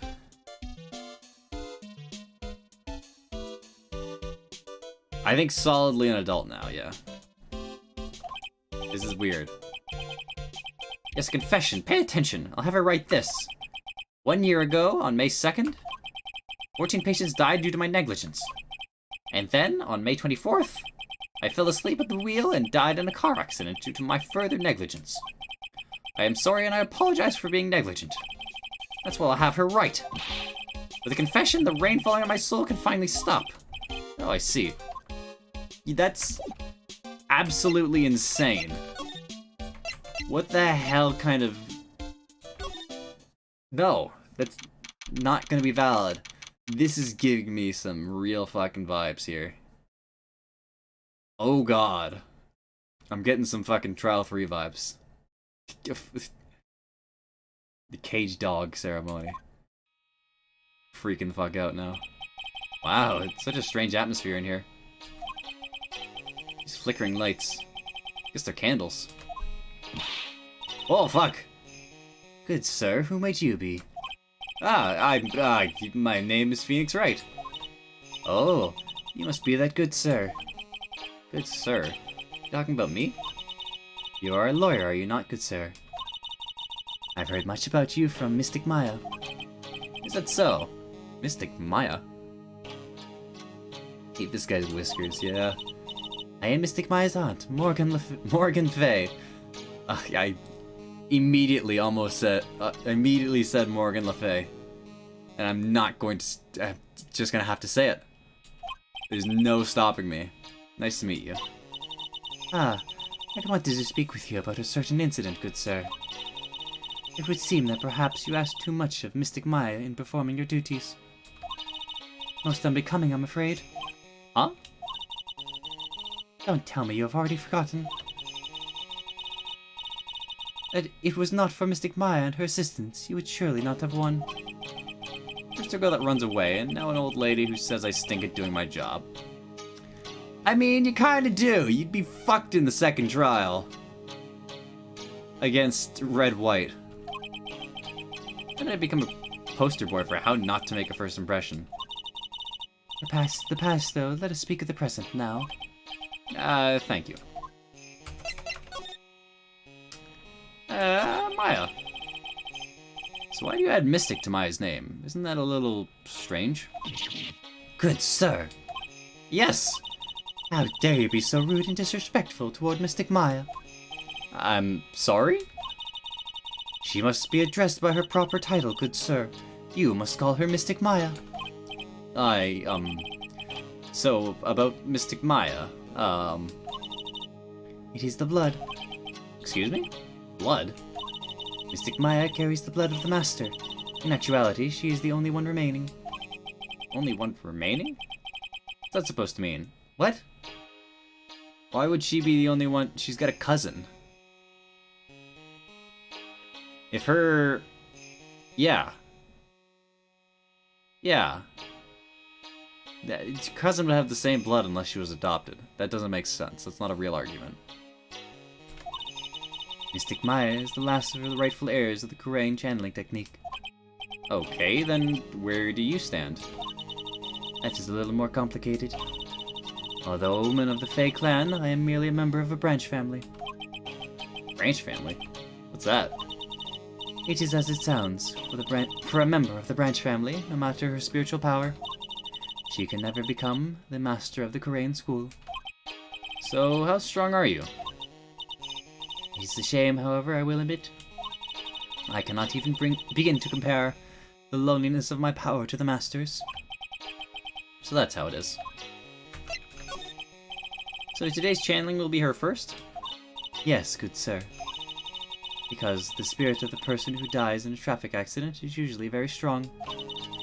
It is usually easier to call that person to our world. Traffic accident, indeed. The channeling will take place here in the channeling chamber, good sir. As you can see, I am in the process of preparing. So this room is the channeling chamber. This place is where a spirit medium speaks with those who have departed. I don't suppose you'd mind if we observe the session. Do not even think of such nonsense. Only the medium and the client may enter here. Oh. The secrets of the Kurain technique cannot be seen by just anybody. Never stopped Maya from doing it in front of me before. It is also for your safety, good sir, if something were to go wrong. That is why, while channeling is being performed, the heavy door is securely locked. Oh, that's what the lock is for. Oh, yes. I wonder if you have yet to meet Pearl, good sir. Pearl? She is an adorable, angelic young girl. Oh, yeah. Oh, that odd... She is my daughter. Now then, what were you about to say? What a cute daughter you have. A pure heart that knows not the evils of this world is a powerful thing, good sir. Please refrain from affiliating with her, I request. Well, it's not like I had a chance to anyway. I must insist and stress that you not let it occur. Okay, I get it. Good lord. Move.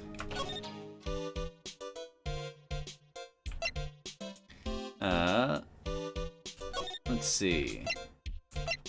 What's the Winding Way? Let's go poke around. June 19th, Fey Manor, Winding Way.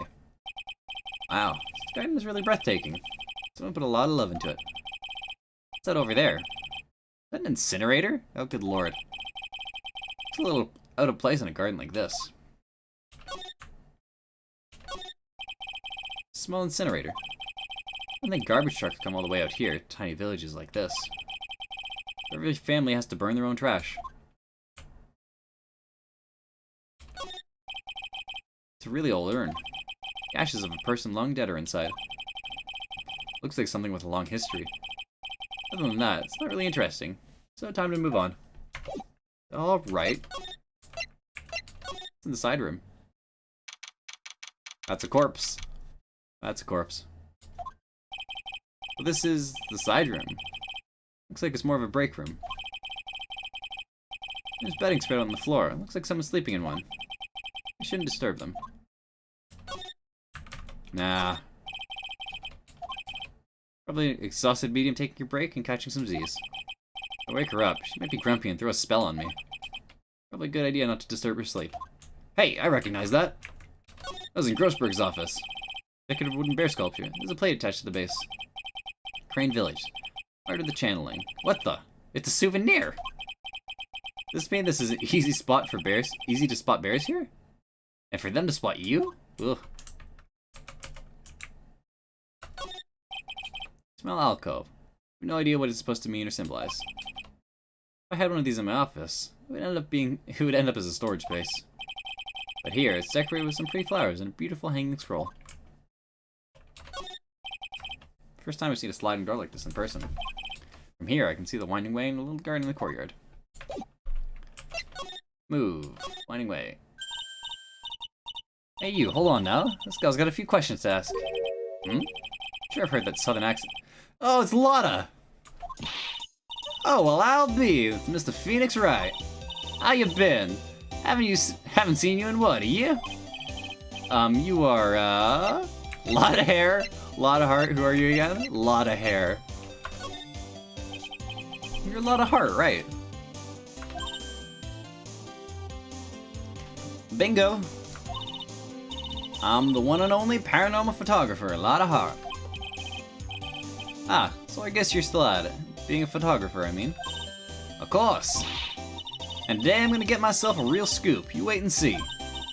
Oh, that's right. This ain't no time to be wasting time. Channeling's about to get started. Is it that time already? We all should hurry up and get to the meditation room. What you waiting around for? Come on. A lot of heart, huh? I've been judging her harshly because of that case. But I guess looking back, we had some good times too. Why have you been judging her harshly? Perjury is not that bad of a crime. Happens literally every witness, every trial. We will now begin the channeling. Mystic Maya and the honored guests, please proceed into the channeling chamber. With this, I can finally swat those pesky flies once and for all. You hear me? They won't be able to say a single bad thing about me after this. You'd love to hear them apologize, wouldn't you? Wouldn't you, Mr. Wright? Me? Oh, yeah, I sure would. Mystic Maya, you have the channeling chamber key? Yep, right here. It is most satisfactory. That key is one of a kind, so please take care of it well. It'll be fine, Aunt Morgan. I won't lose it, trust me. Okay, Dr. Gray, let's get started. Finally, let's go. Click. I can only imagine what's gonna happen. Door's gonna open, it's gonna be a corpse. Now let us wait patiently out here for them. Please have some lovely bitter green tea and jaw-droppingly large strawberry desserts. Hold on now, Granny. Granny. How come we ain't allowed in that room? Yeah, I mean, rituals in general. I'm half expecting Mai to end up dead with a fucking with a sickle in the back of her neck. Dear madam, you have an impressive grasp of English. From where did you learn it? What? I'm from the heart of the Heartland. Is that so? I humbly request you return to this heart of the Heartland. What are you... Yeah, probably. This is Korean Village. If you cannot follow our traditions and rules, we will request that you leave.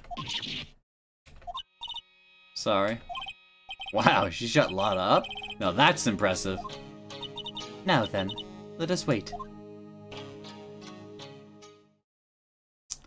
And wait, we do.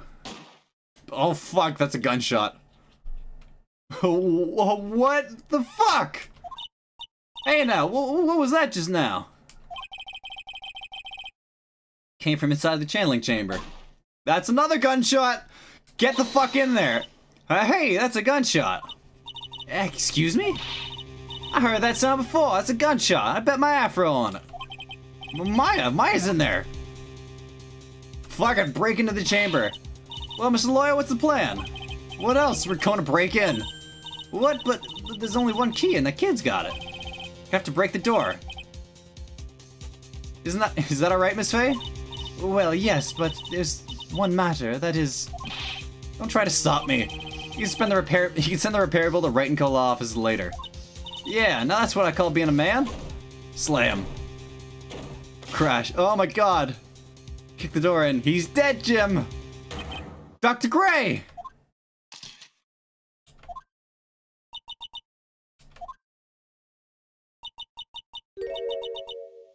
I was murdered. Maya? That man murdered me. So I killed him. What? Lotta, at a time like this, Times like this are perfect for snapping up shots. Anyway, what's going on here? This gal, is she Maya? Step away from there. Please leave this area to me. Go quickly and inform the police. But... Hurry, before there are more victims here. Hey, let's go, city boy. Leave this to the granny. What the fuck? How did he end up shot? My cell phone doesn't get reception way out here. So I ended up using the phone booth to call the police. Well, fuck. Kinda hard to defend her now. And? They're on their way. That's good. Lottie. Genuine mysterious phenomenon. She seems really on edge because of all this. Not that I blame her. I'm scared to death by what's going on. Lotta, what the fuck happened? Hey, mister. That gal, Maya. She wasn't the one that pulled the trigger, was she? Where was the gun? Oh yeah. Lotta doesn't know that when Maya channeling, her whole physical appearance changes. And again, aren't there only two of them in there? I reckon she must have done it then. Lotta, what do you know about Dr. Gray? Not much. I did some digging. That's one gent with a bad reputation. Really? I hear he's good at surgery and stuff, but his personality stinks like a wet sheet. I sorta got the same impression myself. He's real controlling. As soon as his nurse or patients don't do what he says, he starts a hollering. Must have been real rough to work for him. What do you think about this? Hey, they'll be here soon, right? The police, I mean. I reckon you should be getting back to the crime scene now. Yeah, I guess so.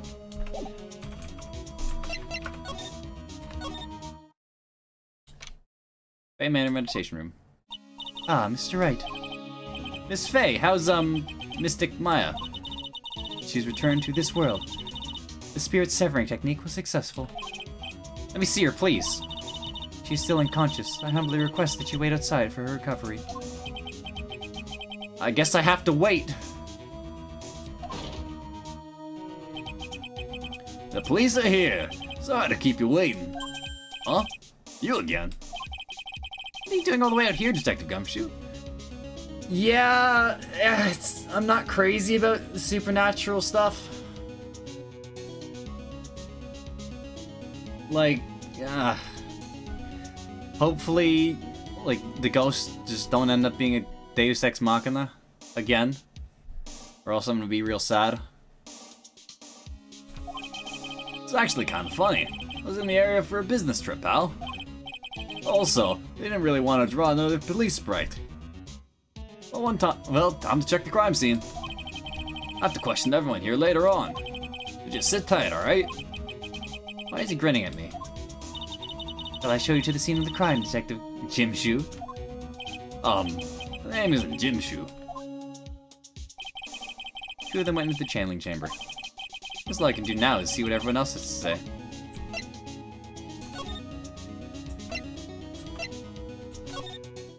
Let's go poke around. June 19th, Faye Manor side room. I'm pretty sure someone was sleeping here earlier.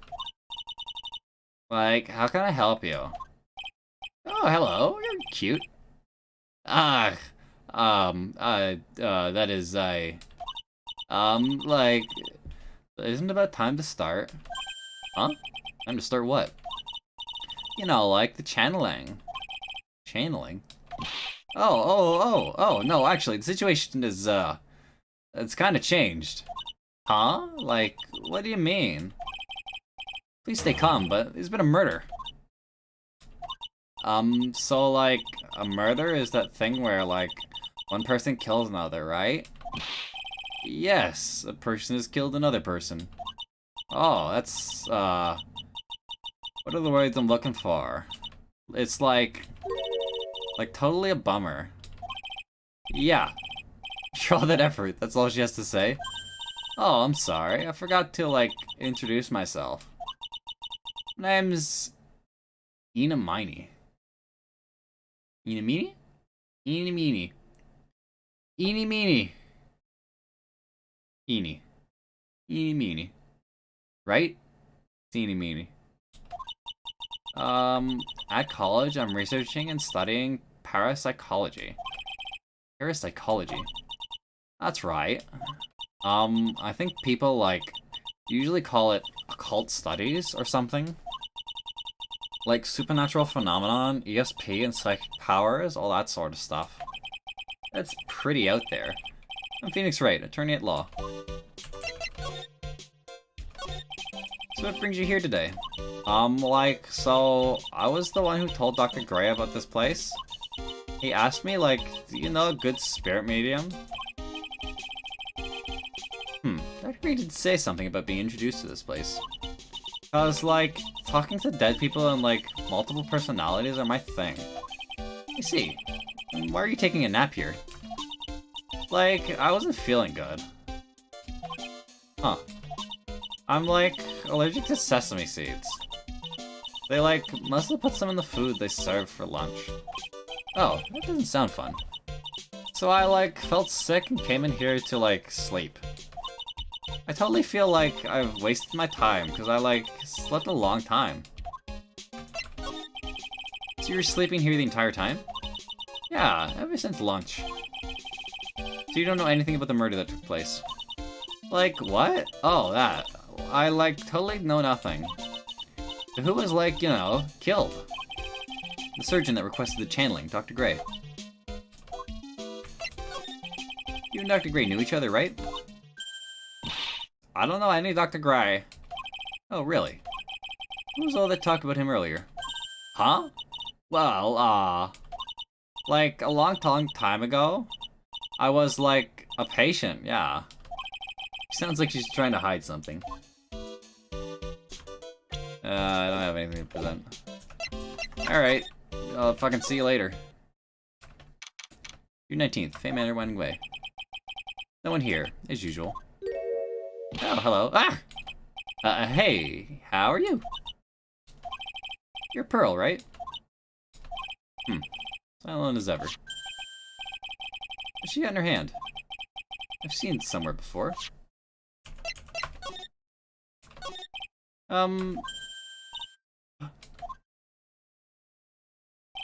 What is it? Is it my hair? Is it too spiky? Not spiky enough? Oh, there she goes. Spider? No. Move. Oh, there she is. Present.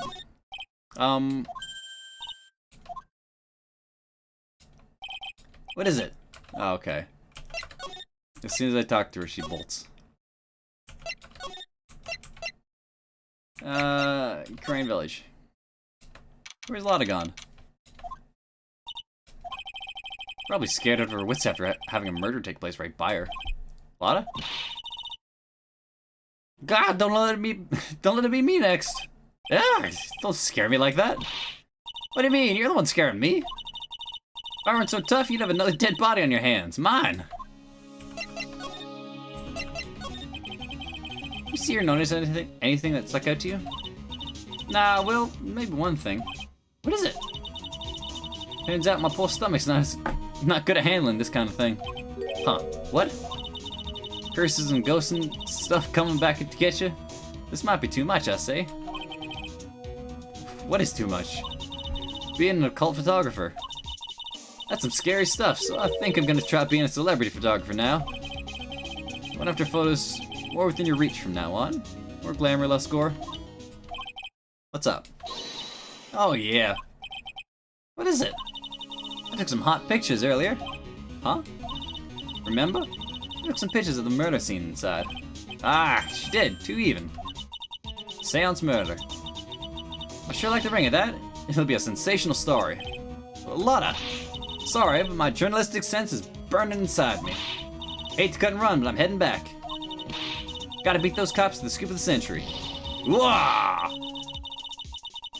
There she goes. I don't know who's scarier, Lotta or the spirits. Why does it feel like we've been through this before?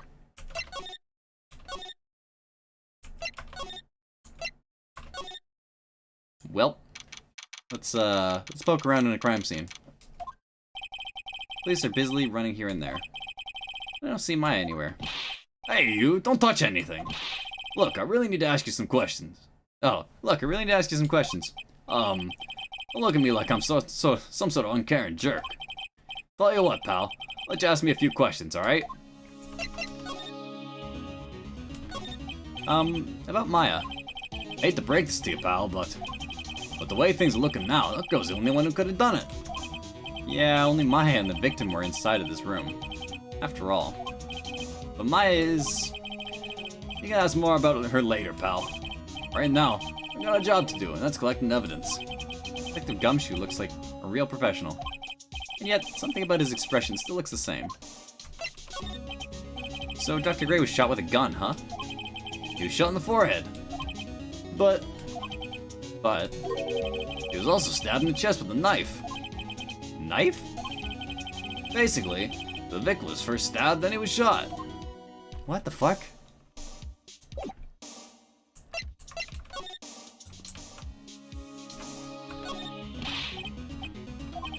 I'm just looking at it. Hey, Can't be too careful. A kid like her can be a murderous suspect, now can I?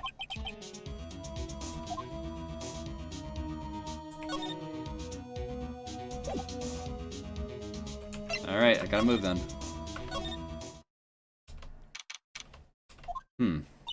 Oh, dear madam. You have such impeccable timing. Like, what's all the buzz?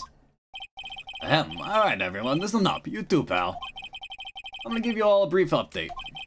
Right now, it looks like the investigation is not gonna be done until real late. It is a terrible shame. I propose that everyone sleep here under the roof of the Fey Manor tonight.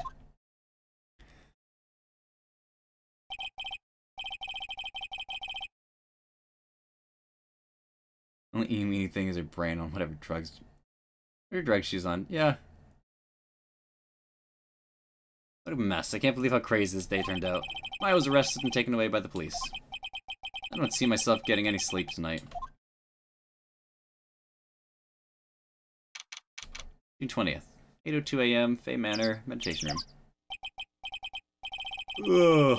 Ugh. Morning. This must have nodded off at some point. Oh, Maya's okay. Just hurry and get to the detention center ASAP. June 20th. 10:34 a.m. Detention center visitors room. Nick! Maya! What am I going to do? I never imagined it would turn out like this. Calm down, Maya. Take a deep breath. Maya, how did you end up here again? For the love of God. Come to think of it, first time I met her, it all started right here in this detention center. I finally get to see you again, and it's not your fault. You didn't do it. No, I did it. I killed that person. That wasn't you. It doesn't matter. I might as well have been me.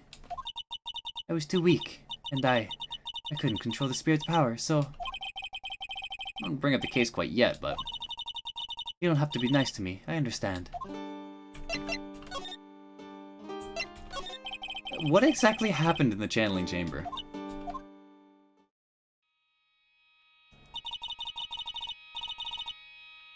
I went into that room with Dr. Gray and locked the door. I sat down across from him. Okay. And we closed our eyes, and I began channeling. This sounded kind of creepy, like the beginning of a scary story. And that's the last thing I remember. What? After a spirit comes into my body, I lose myself and my consciousness. Then you don't remember a single thing. When I came to, I was being held in my aunt's arms. And there was blood all over my clothes. Oh, but I do remember having a dream. A dream? So you're the master or something of the Kurain School of Channeling? Actually, my mother is for now. But since that title is passed from mother to daughter, I guess I will be someday. But many people think that channeling isn't real, that it's all just an act. You believe in us, don't you? Yeah, but I've seen it with my own eyes. Maya's channeling a spirit. Not only her voice, but her whole physical appearance changes. It's a supernatural phenomenon that occurs every time.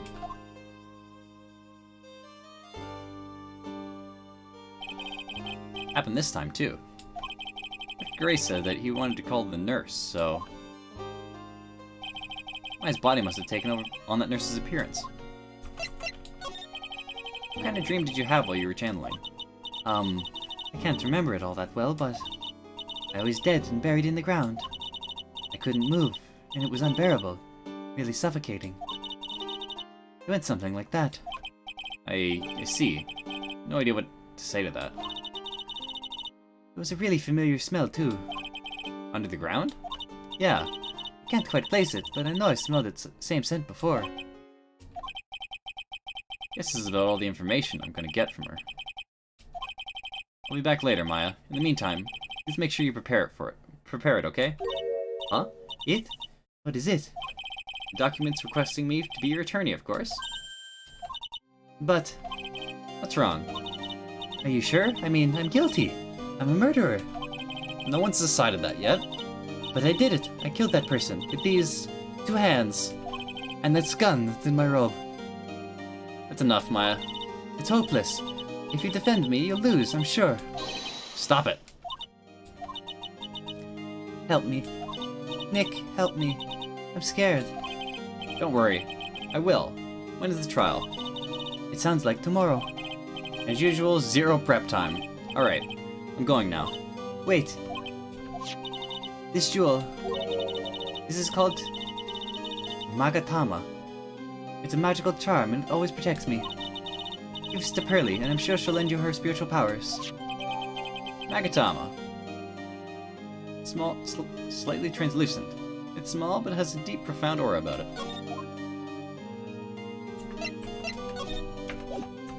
Alright, see you later. Law offices. Phew. Feels like I've been gone forever. But it's only 1 day. Oh, that's right. Where's that newspaper Dr. Gray brought the other day? Ah, here it is. Right on top of my desk.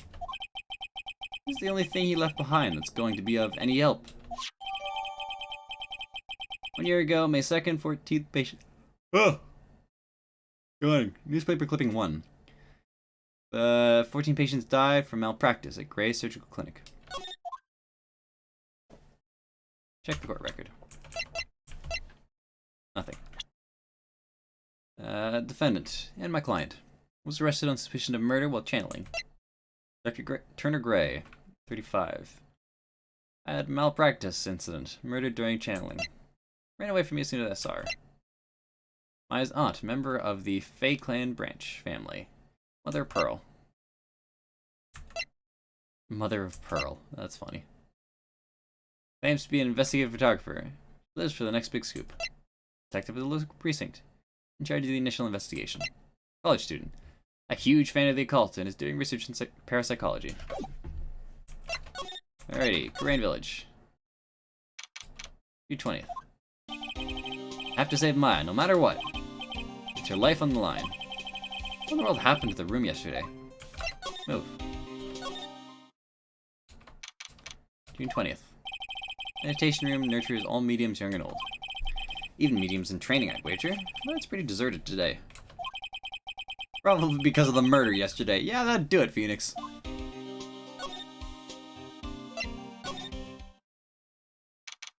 June 20th. Looks like Detective Gumshoe was in here today. Take this chance and thoroughly check this room. If I'm lucky, I might uncover a clue or two. Oh, Mr. Wright. Good morning. I'm on my way to go meet Mystic Maya. And I thought to bring her some items to make her feel more at home. Namely, tea so better you lose your tongue, and jaw-droppingly large strawberry desserts. I'm sure Maya will be very grateful. That's Mystic Maya, good sir. Ugh. Some scary lady. Oh dear. Sweet Mystic Maya. Pearl wept constantly for you last night, as did I. I know it's important for me to search the site. I should ask her some questions too, while I have the chance. I would like to ask you a few questions about what happened yesterday. Do you mean that awful tragedy? That man murdered me. So I killed him. Maya? Step away from there. Please leave this area to me. Go quickly in front of the police.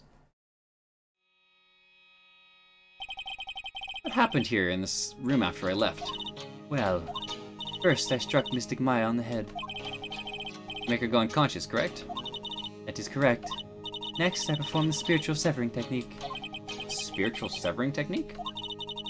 The spirit of that nurse was inside of Mystic Maya's body. I used the technique to send the nurse's spirit back to the other world. I wonder if this kind of testimony is even admissible in court of law. Not really. By the way, what is this room exactly? The channeling chamber? This room was created for the sole purpose of preventing such a tragedy as yesterday. What do you mean? Sometimes, when an inexperienced medium calls an especially strong spirit, that spirit may become violent and revolt, as you witnessed yesterday. Revolt? How? When the spirit enters a medium's body, she loses her will and herself steps aside. To put it another way, the spirit is borrowing the medium's body, good sir. Isn't that extremely dangerous? An experienced medium has little problem controlling the spirit. With Maya, Mystic Maya, that was her first channeling. and that was why I insisted on locking the door. However, I never thought that would be calling upon danger the Klein himself. Calling danger upon the Klein himself. I am grateful that one of our heirlooms was not damaged in this horrible incident. And that would be... That folding screen there, it is the Kurain sacred writings. Along with the Kurain sacred urn, there are the village's most treasured possessions. If ever I found out that something had happened to either one. Oh, the humanity. Odd for her to be worrying about the folding screen at a time like this.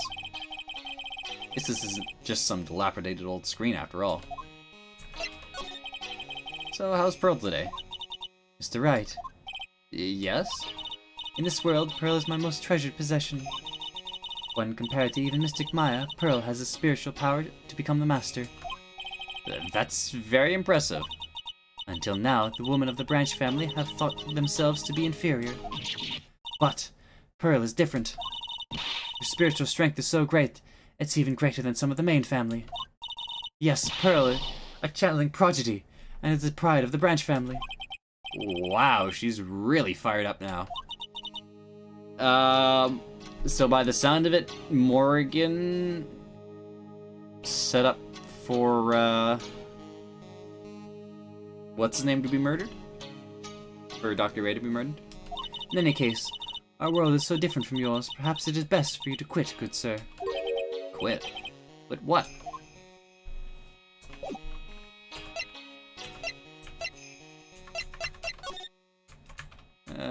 Slide.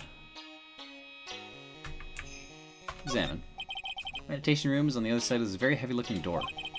Lock on it is broken because, well, I broke it. Doesn't seem possible, but I managed to break it pretty badly. When we want to do something bad enough, people can do the most amazing things. This is where the medium sits, I assume. There are 4 panels on this flooring. The straw on the flooring feels a little damp, probably from the humidity in the air. No matter what I do, my eyes keep getting drawn to those pools of blood. In the center there. I guess this is an altar. Whatever it is, it feels very important. A mirror-like object with a cloudy reflective surface. And some branches of a sacred tree have been set in predetermined arrangement. I guess they're used during the channeling. Beautiful and expensive folding screen. It looks quite old. Seems to be some sort of sacred text written on it, but I can't read it. This is a hole. Could this have been made by a bullet? About 8 inches off the ground, there's a small hole that looks like a bullet hole. Well then, I do believe it is time for me to take my leave. Alright, please tell Maya I said hi. What was that? Mystic Maya. I will tell her. What's this? There's some empty space behind the folding screen. The light of the candles can't reach back there, so it's completely dark. Hope no one's hiding back there. Well, I guess we'll just leave it at that then. Fuck me. Where the medium sits, assume?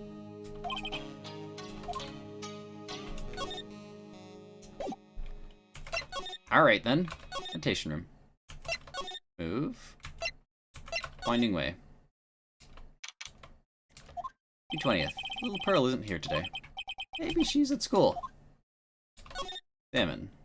Incinerator. Nothing new about the incinerator. Nothing new about the vase.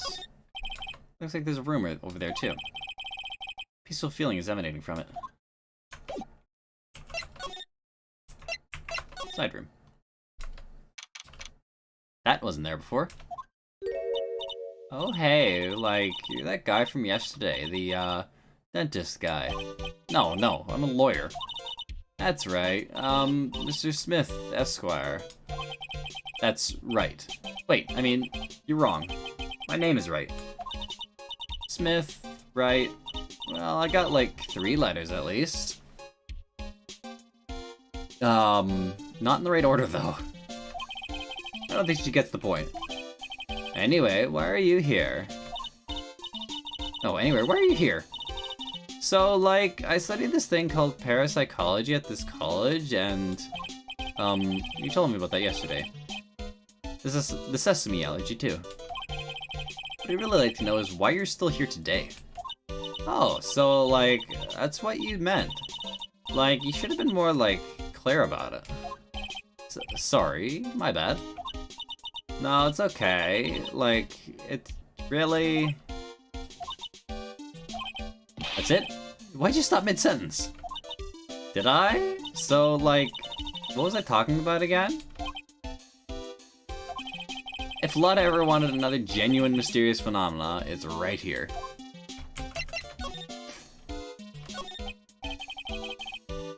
So why are you still here today? Like, there's so much for me to like, study here. Like what? Like, the medium's training, or like, how they inherit their spiritual powers? I suppose. It's really just the real thing, after all. So, like, I asked if I could stay here for, like, a little longer. It sure seems like the carefree type, at least on the surface. You heard about the murder? It's, like, totally scary, she says with a silly smile plastered on her face. So, do you know anything about it that might help? Somehow, I don't think she has a grip on reality, let alone what's going on here. About the victim, Dr. Gray. I don't know who you're talking about. Like, wait, I think you asked about him, like, yesterday, too. That's right, her reaction yesterday when I asked was... You and Dr. Gray know each other, right? I don't know any Dr. Gray. Oh, really? That was all I talked about him earlier. Huh? Well, like, a long time ago? I was like a patient, yeah. Okay, she's definitely hiding something from me. Like, is something wrong? What's this? Now where did this box come from? Sure wasn't here last night. Looks like a box for storing clothes. It's just pretty big for just clothes. Mostly empty. A few folded pieces of channeling costumes sit on the bottom. Left your blanket a mess. You gonna fold it? Like, I had a really good nap, and like, I was thinking of leaving it like this, so like, it's all set for tonight. That's mighty inconsiderate of you. What do you think about this? Like, I'm really sorry, but I know, like, you totally had your heart set on it, but I can't, like, take it. You said anything about giving this to you. Alright. Later, nerd. June 20th. Winding way. Oh, it's Pearl. Ah! You surprised me. And how are you today? Guess she isn't opening to a friendly chatting. Huh? Still holding that something in her hands. Looks like the same thing she had yesterday. What about this? Oh yeah, why said they give this to you? Ah! I'm in trouble now! Morgan sees us like this, I'll be the next one they're channeling. Oh, fuck. She's got a voice now. I thought she was gonna be a mute kid. What voice do I give her? Monokuma. That's Mystic Maya's! Huh? She actually spoke! Who are you? I'm Phoenix Wright. I, worked with Maya. You worked with Mystic Maya? You're Mr. Nick, right? It doesn't quite fit, but I got no other voice. Excuse me? But I know who she picked Nick up from. I know who you are. You're Mystic Maya's special someone. What? So then, of course. You're gonna help Mystic Maya, aren't you? That's what you're gonna do, right? Well, yeah, I will. Oh wow, it's like a beautiful fairy tale. That earnest look shining brightly in your eyes. It must be true love. I really can't take her seriously when I give her that voice. It feels like Monokuma sarcasm. I'm gonna keep it. It makes me laugh. What? Why am I being boiled into this bright red lobster by this little kid? I'm so jealous of Mystic Maya. Oh, what a wonderful relationship. Well, wait, I mean, things aren't like... I can tell you're a good person. Alright, Mr. Nick. I may be small, but I'm gonna help you any way I can. Thank God. Pearl, are you friends with Maya? I feel very grateful to be friends with her. She's so great. I want to be like Mystic Maya when I grow up. I really look up to her. Wow, I had no idea Maya was so revered. Usually, when people don't use Mystic Maya's title, I get mad. Oh, sorry. But if it's you, Mr. Nick, then it's okay. Because you're special to her. Where in the world did you get an idea like that? By the way, this may be rude, but which channeling school are you from? Which channeling school? Yes, for example, I studied the crane technique. Oh, I get it. No. I'm a lawyer. Lawyer? Yep. Is that related to spirit mediums in any way? None that I know of. Wait, are you telling me you don't know what a lawyer is? I'm sorry. I have no idea. I did say Pearl doesn't know much about the outside world. So what's that you got there, Pearl? Oh, this? I found it yesterday. If you want it, I can give it to you. Sure. Alright. Well, if you really want to give it to me. Ooh-hoo-hoo. You look like a child at a toy store, Nick. She not only speaks in a refined manner, but laughs in one too. An old steel key. Green jewels sit in the center, and the key's grip. Black key. Mr. Nick? Yes, Pearls?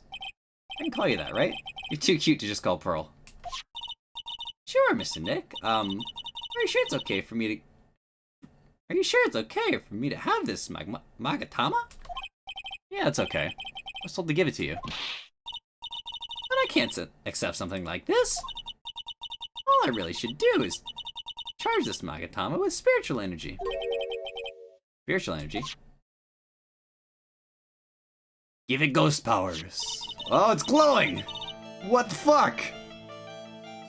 Please take this. I'm sure it will be helpful. What do you mean? What do you mean? It's suddenly glowing. Of course it's gonna be helpful. It'll let you see people's secrets. What the fuck? Yes. If it's alright with you, I would like to accompany you for a little while. Oh fuck, I need to change your voice now. I can't keep it up. Oh, he's too actually cute to be Monokuma now. I can explain the Magatama's power when we meet someone and hiding a secret. Let's go try it out. Secret powers, go! Why are we using ghost powers to find secrets, people? Hello again. We seem to be seeing a lot of each other today. Aw, she's like totally cute. Is she like your daughter?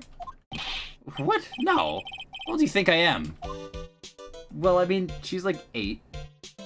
And you're, what, 24? 25. You're 25 now? Hey, like, you'd be 17, yeah. Not unreasonable talk. I want to ask you about the victim, Dr. Gray. I, like, totally don't know him. What the fuck? What is happening? What is that? You can see it, Kate. You can see it, can't you, Mr. Nick? You can see the lock on the person's heart.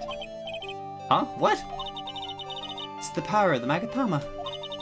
Only you can see these psyche locks, Mr. Nick. Psyche locks? What the fuck happened to Lawyer Game? The more someone wants to hide their secret, the more locks you will see. If it's only one, I think you can easily unlock it. Unlock it? How? Please use Mystic Maya's Magatama on this person. And let's remove the lock. I have no idea what she's talking about, but I guess I'll give it a try. You must be careful though, Mr. Nick. If you make a mistake, it will hurt you. If you don't think you have the proof you need, you must have the courage to stop. Well, I gotta start somewhere. Let's give the Psyche Lock a try. Ask you again. Do you know Dr. Gray?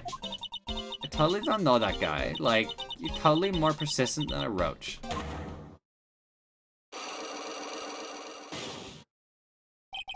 This girl's hiding something.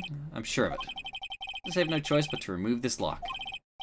Alright, so first I have to use Maya's Magatama.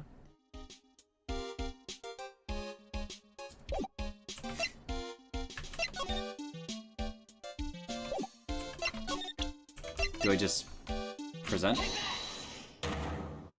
Yeah, I just present it. The victim. Eeny meeny. I believe you do know who Dr. Gray is. I told you, like, how many times do I, like, have to repeat myself?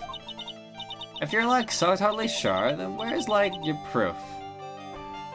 Okay, I get what they're going for, but, like, you don't really have to have, like, the ghost justification to have, like, a visualization of contradictions in investigation segments.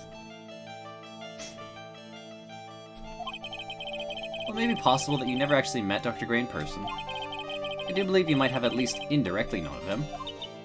Like, what do you mean, like, indirectly? I should try to show that a possibility existed for now. One that shows a possible connection between Eni and Dr. Gray. Here's your proof. Like, what is that? Ouch, I guess it doesn't have anything to do with it, huh? Oh, what the fuck? Brothers warned me. Hurt you instead.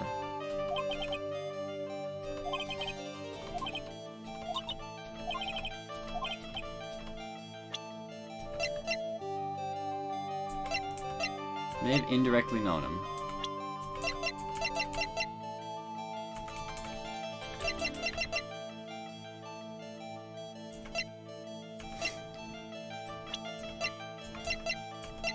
What the fuck?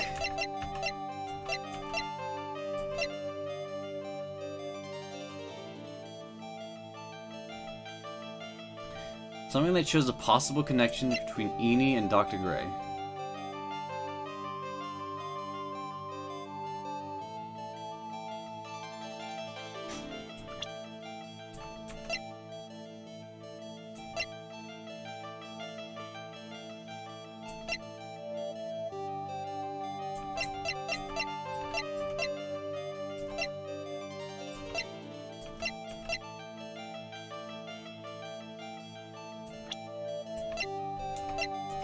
What'd I do? I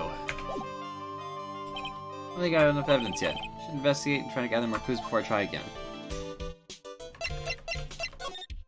Move. Move. Meditation room. Hey, it's you, pal. So you're gonna be here. So you're gonna be your lawyer, I bet. Yes. Oh, I really feel bad for you, pal. Just this once, I wish I could be on your side. Detective Gumshoe. Yeah, but I shouldn't be saying that kind of stuff to you. Hey, you're a cute kid. Uh-huh. I'm not scary, honest. Wow. Never knew Gumshoe like kids. Hey, I know. I'll show you something cool. How about this? A real, genuine pistol. Gumshoe! What are you doing? Detective Gumshoe! What are you doing showing her something that dangerous? Oh, sorry. What the fuck is wrong with you, Gumshoe? What about Maya and the charges against her? I don't think you can win, pal. You're talking about proof. We got a few pieces. You got proof?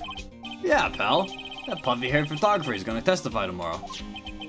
Must be talking about Lotta. Actually, speaking of Lotta, took some hot pictures earlier. Huh?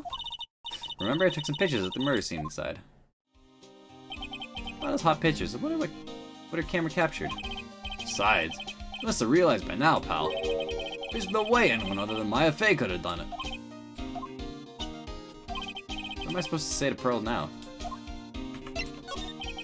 How about Dr. Gray? The victim wasn't super famous, but people still know who he was. His face was all over those tabloid shows last year. Yeah, I know.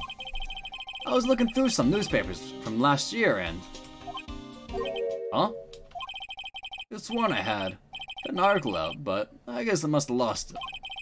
Searching through his pockets. And boy, are those big. It looked really interesting too. Hey, you have a copy, pal? Copy of that article? I think Dr. Gray might have brought a copy to my office when he came by. About Maya's important trial tomorrow. I got 2 pieces of news for you, pal. 2? Yeah, bad news and even worse news. So which do you want to hear first? I don't really care. Doesn't change the fact that I'm not gonna like it. Alright, pal. Well, the prosecutor for the trial is Prosecutor Von... What the fuck? Von Karma? Shouldn't he be like in super prison? What? Von Karma? Manfred Von Karma. He was an awe-inspiring veteran prosecutor. Never lost a case in 40 years of his career. And he raised a fearsome disciple. A horrible aftertaste of the evil he force-fed me is something I'll never forget. Wait a second. Didn't Von Karma stand trial and... That's where the other piece of bad news comes in.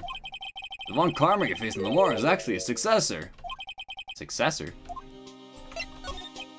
So, who is the successor to Von Karma? Literally, pal, it's Prosecutor Von Karma's kid. His kid became a prosecutor real young, like 13, and hasn't lost a trial since. That's what they call a prodigy, pal. Huh, kid, huh? Wait a second. 13? The kid became a prosecutor at the age of 13? I mean, prodigy like that, I would have heard something about it. Oh, no. The kid was born and raised in Germany, pal. That country's got a lot of stuff and a great place to develop a person's talents. Germany, huh? That's probably why I've never heard of this person. Ugh. Still, all it takes is someone mentioning the name Von Karma. I get terrible flashbacks to that case. Edgeworth on trial. Stop it. Get a grip on yourself, Phoenix. None of that matters anymore. Now that he's gone. Present. Newspaper. Dr. Gray brought this over to my office the other day. And... Hey, that's the news story. What about the malpractice suit? 14 patients died and it caused a huge stink. Yeah, but that's not all, pal. Things only got worse after that. I mean the car accident the nurse died in? Oh, here we go. Brought my own clipping with me today. Here, pal. This is for you. Alright, thanks. Mimi Miney. Nurse at Gray Surgical Clinic died after falling asleep at the wheel. Mimi. Ooh. Thank you, Gumshoe. I have the evidence I need now. So I just didn't have the evidence. Present.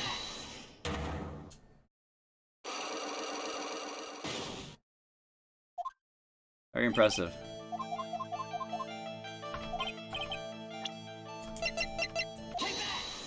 There you go. Take a look at this newspaper clipping. Like, what is it? A story about an accident? Please read the victim's name. Mimi Miney?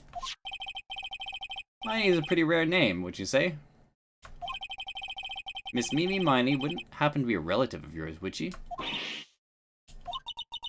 So you noticed. She was my older sister. I'm sorry about your loss. Your sister, was she a nurse perhaps? At Dr. Gray's surgical clinic? Gray's surgical clinic. I think I need to tell you what that clinic was run by the victim, Dr. Turner Gray. Which is how you knew of Dr. Gray, and you knew him through your sister.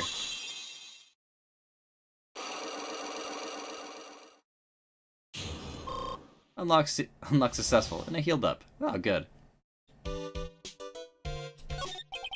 Please, tell me how you know about Dr. Gray. My sister's name was Mimi Miney. She was like a nurse at Dr. Gray's clinic. That's what I thought. I heard that like Dr. Gray was really tough on people, like a total slave driver. My sister was like always coming home totally wiped out because she was overworked. Wiped out? So is that why she fell asleep at the wheel? That guy like drove my sis so hard, so like that's why the accident happened. The one where 14 patients died from malpractice? Yeah, like, I think that was the doctor's fault, too.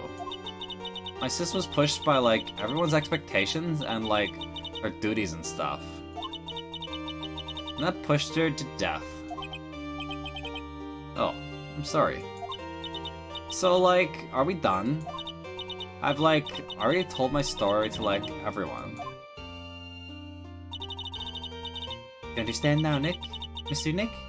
This is how a psyche lock works. Well, I don't play to pry into people's hearts unless I absolutely need to. The lock this time was pretty easy, but you might meet people who aren't as willing to give in later on.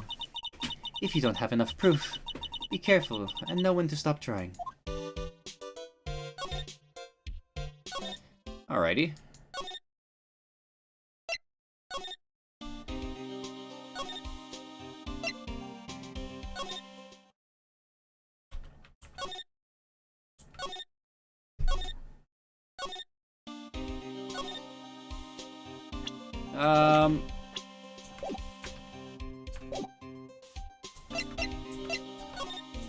Anything else? Maybe Lotta's here. Mr. Nick, What's wrong? I've never left Grain Village. Really? Wow, that's, pretty amazing, actually. You're going to meet with Mystic Maya, aren't you? Please tell her I said hi. Hey, wait! She ran off, again. Well, I know Eni's secret now, but I still don't have any idea how it's going to save Maya. I don't even know if I should go to there with a smile or a straight face. Ugh. Engine center. What am I supposed to do? I'm almost out of time. Can I really do anything? Can I really save her? Sorry to keep you waiting.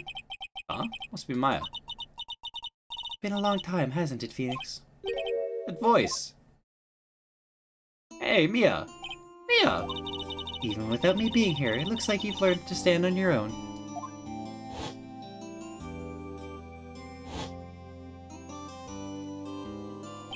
Mia.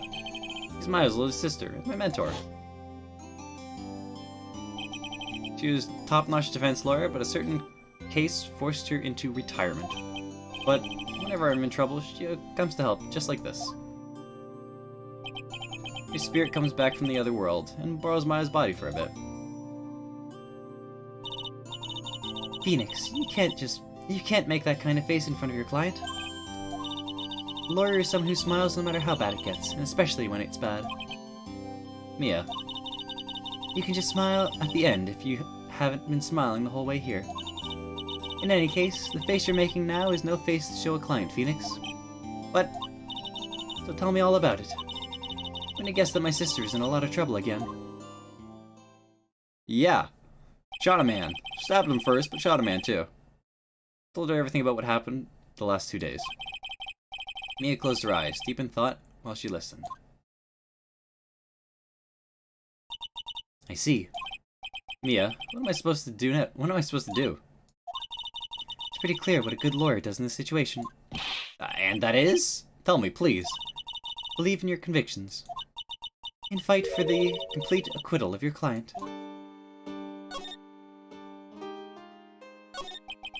You think Maya's not guilty? How can you be so sure? I know she is, and I'll give you a hint as to why. Yes? Mediums can't have dreams. They can't? From what you told me, it sounded like Maya was having a dream while channeling. Yeah, she said she dreamt that she had died and had been buried in the ground. But that is impossible. You haven't heard it from her, I'm sure. When a medium channels, her own spirit disappears. You have heard it. Okay. Which means it is impossible for her to dream during that time. Then, what does this mean? I think it's safe to bet that Maya was set up. Set up? It's up to you to blow the lid on this case tomorrow and show how she was set up.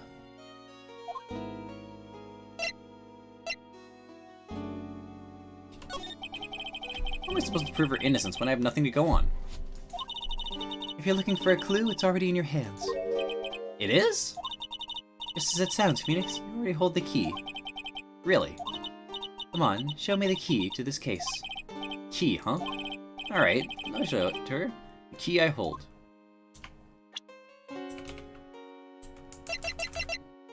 This one.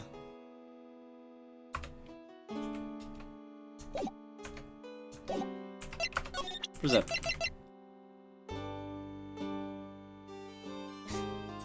This key. Mia, have you seen this key before? Ah, that key. It's literally the key to understanding everything that's happened in this case. This key? Phoenix, listen. Right now, the key is sitting in your hand. However, it shouldn't be. It contradicts the facts. What does she mean? I'm certain this key will be the piece of evidence that makes your case tomorrow. You already know everything you need to know. You know what the key to this case is. That is enough. But... How can I win tomorrow without knowing who the real murderer is? Who? Who could have... I didn't know it at the time. But this day was going to end with a turn for the surprising. What the fuck? Mia? What? What's wrong? That's right. Yeah, I can see the psyche locks. Which means Mia must know something about the real murderer. Or for this to be something that she would hide under a lock and key from even me. What in the world is going on? What the fuck? Alright. Ah, fucking ghosts. Why do they gotta be ghosts in my attorney game? I don't understand. June 21st, 9:48 a.m. District Court, defendant lobby number 3. Yeah, there's no time to be surprised. We gotta go. It's time to leave. Alright, thanks for hanging out. It's, Maurice Attorney. The first case, that was pretty good. I don't know how I feel about fucking the ghosts are back for the second case. But, hopefully they handle it a little bit better than what they did with, Red White. So, yeah. Let's look forward to some more Ace Attorney. I am enjoying it so far, I will say. But, yeah, hopefully they don't pull another, Ghost Ex Machina again. Mia Ex Machina, I suppose. Anyway, that's it for me today. We'll be back with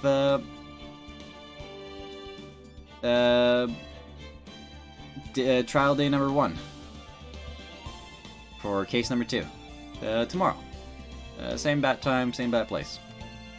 Yeah. Thanks for hanging out, and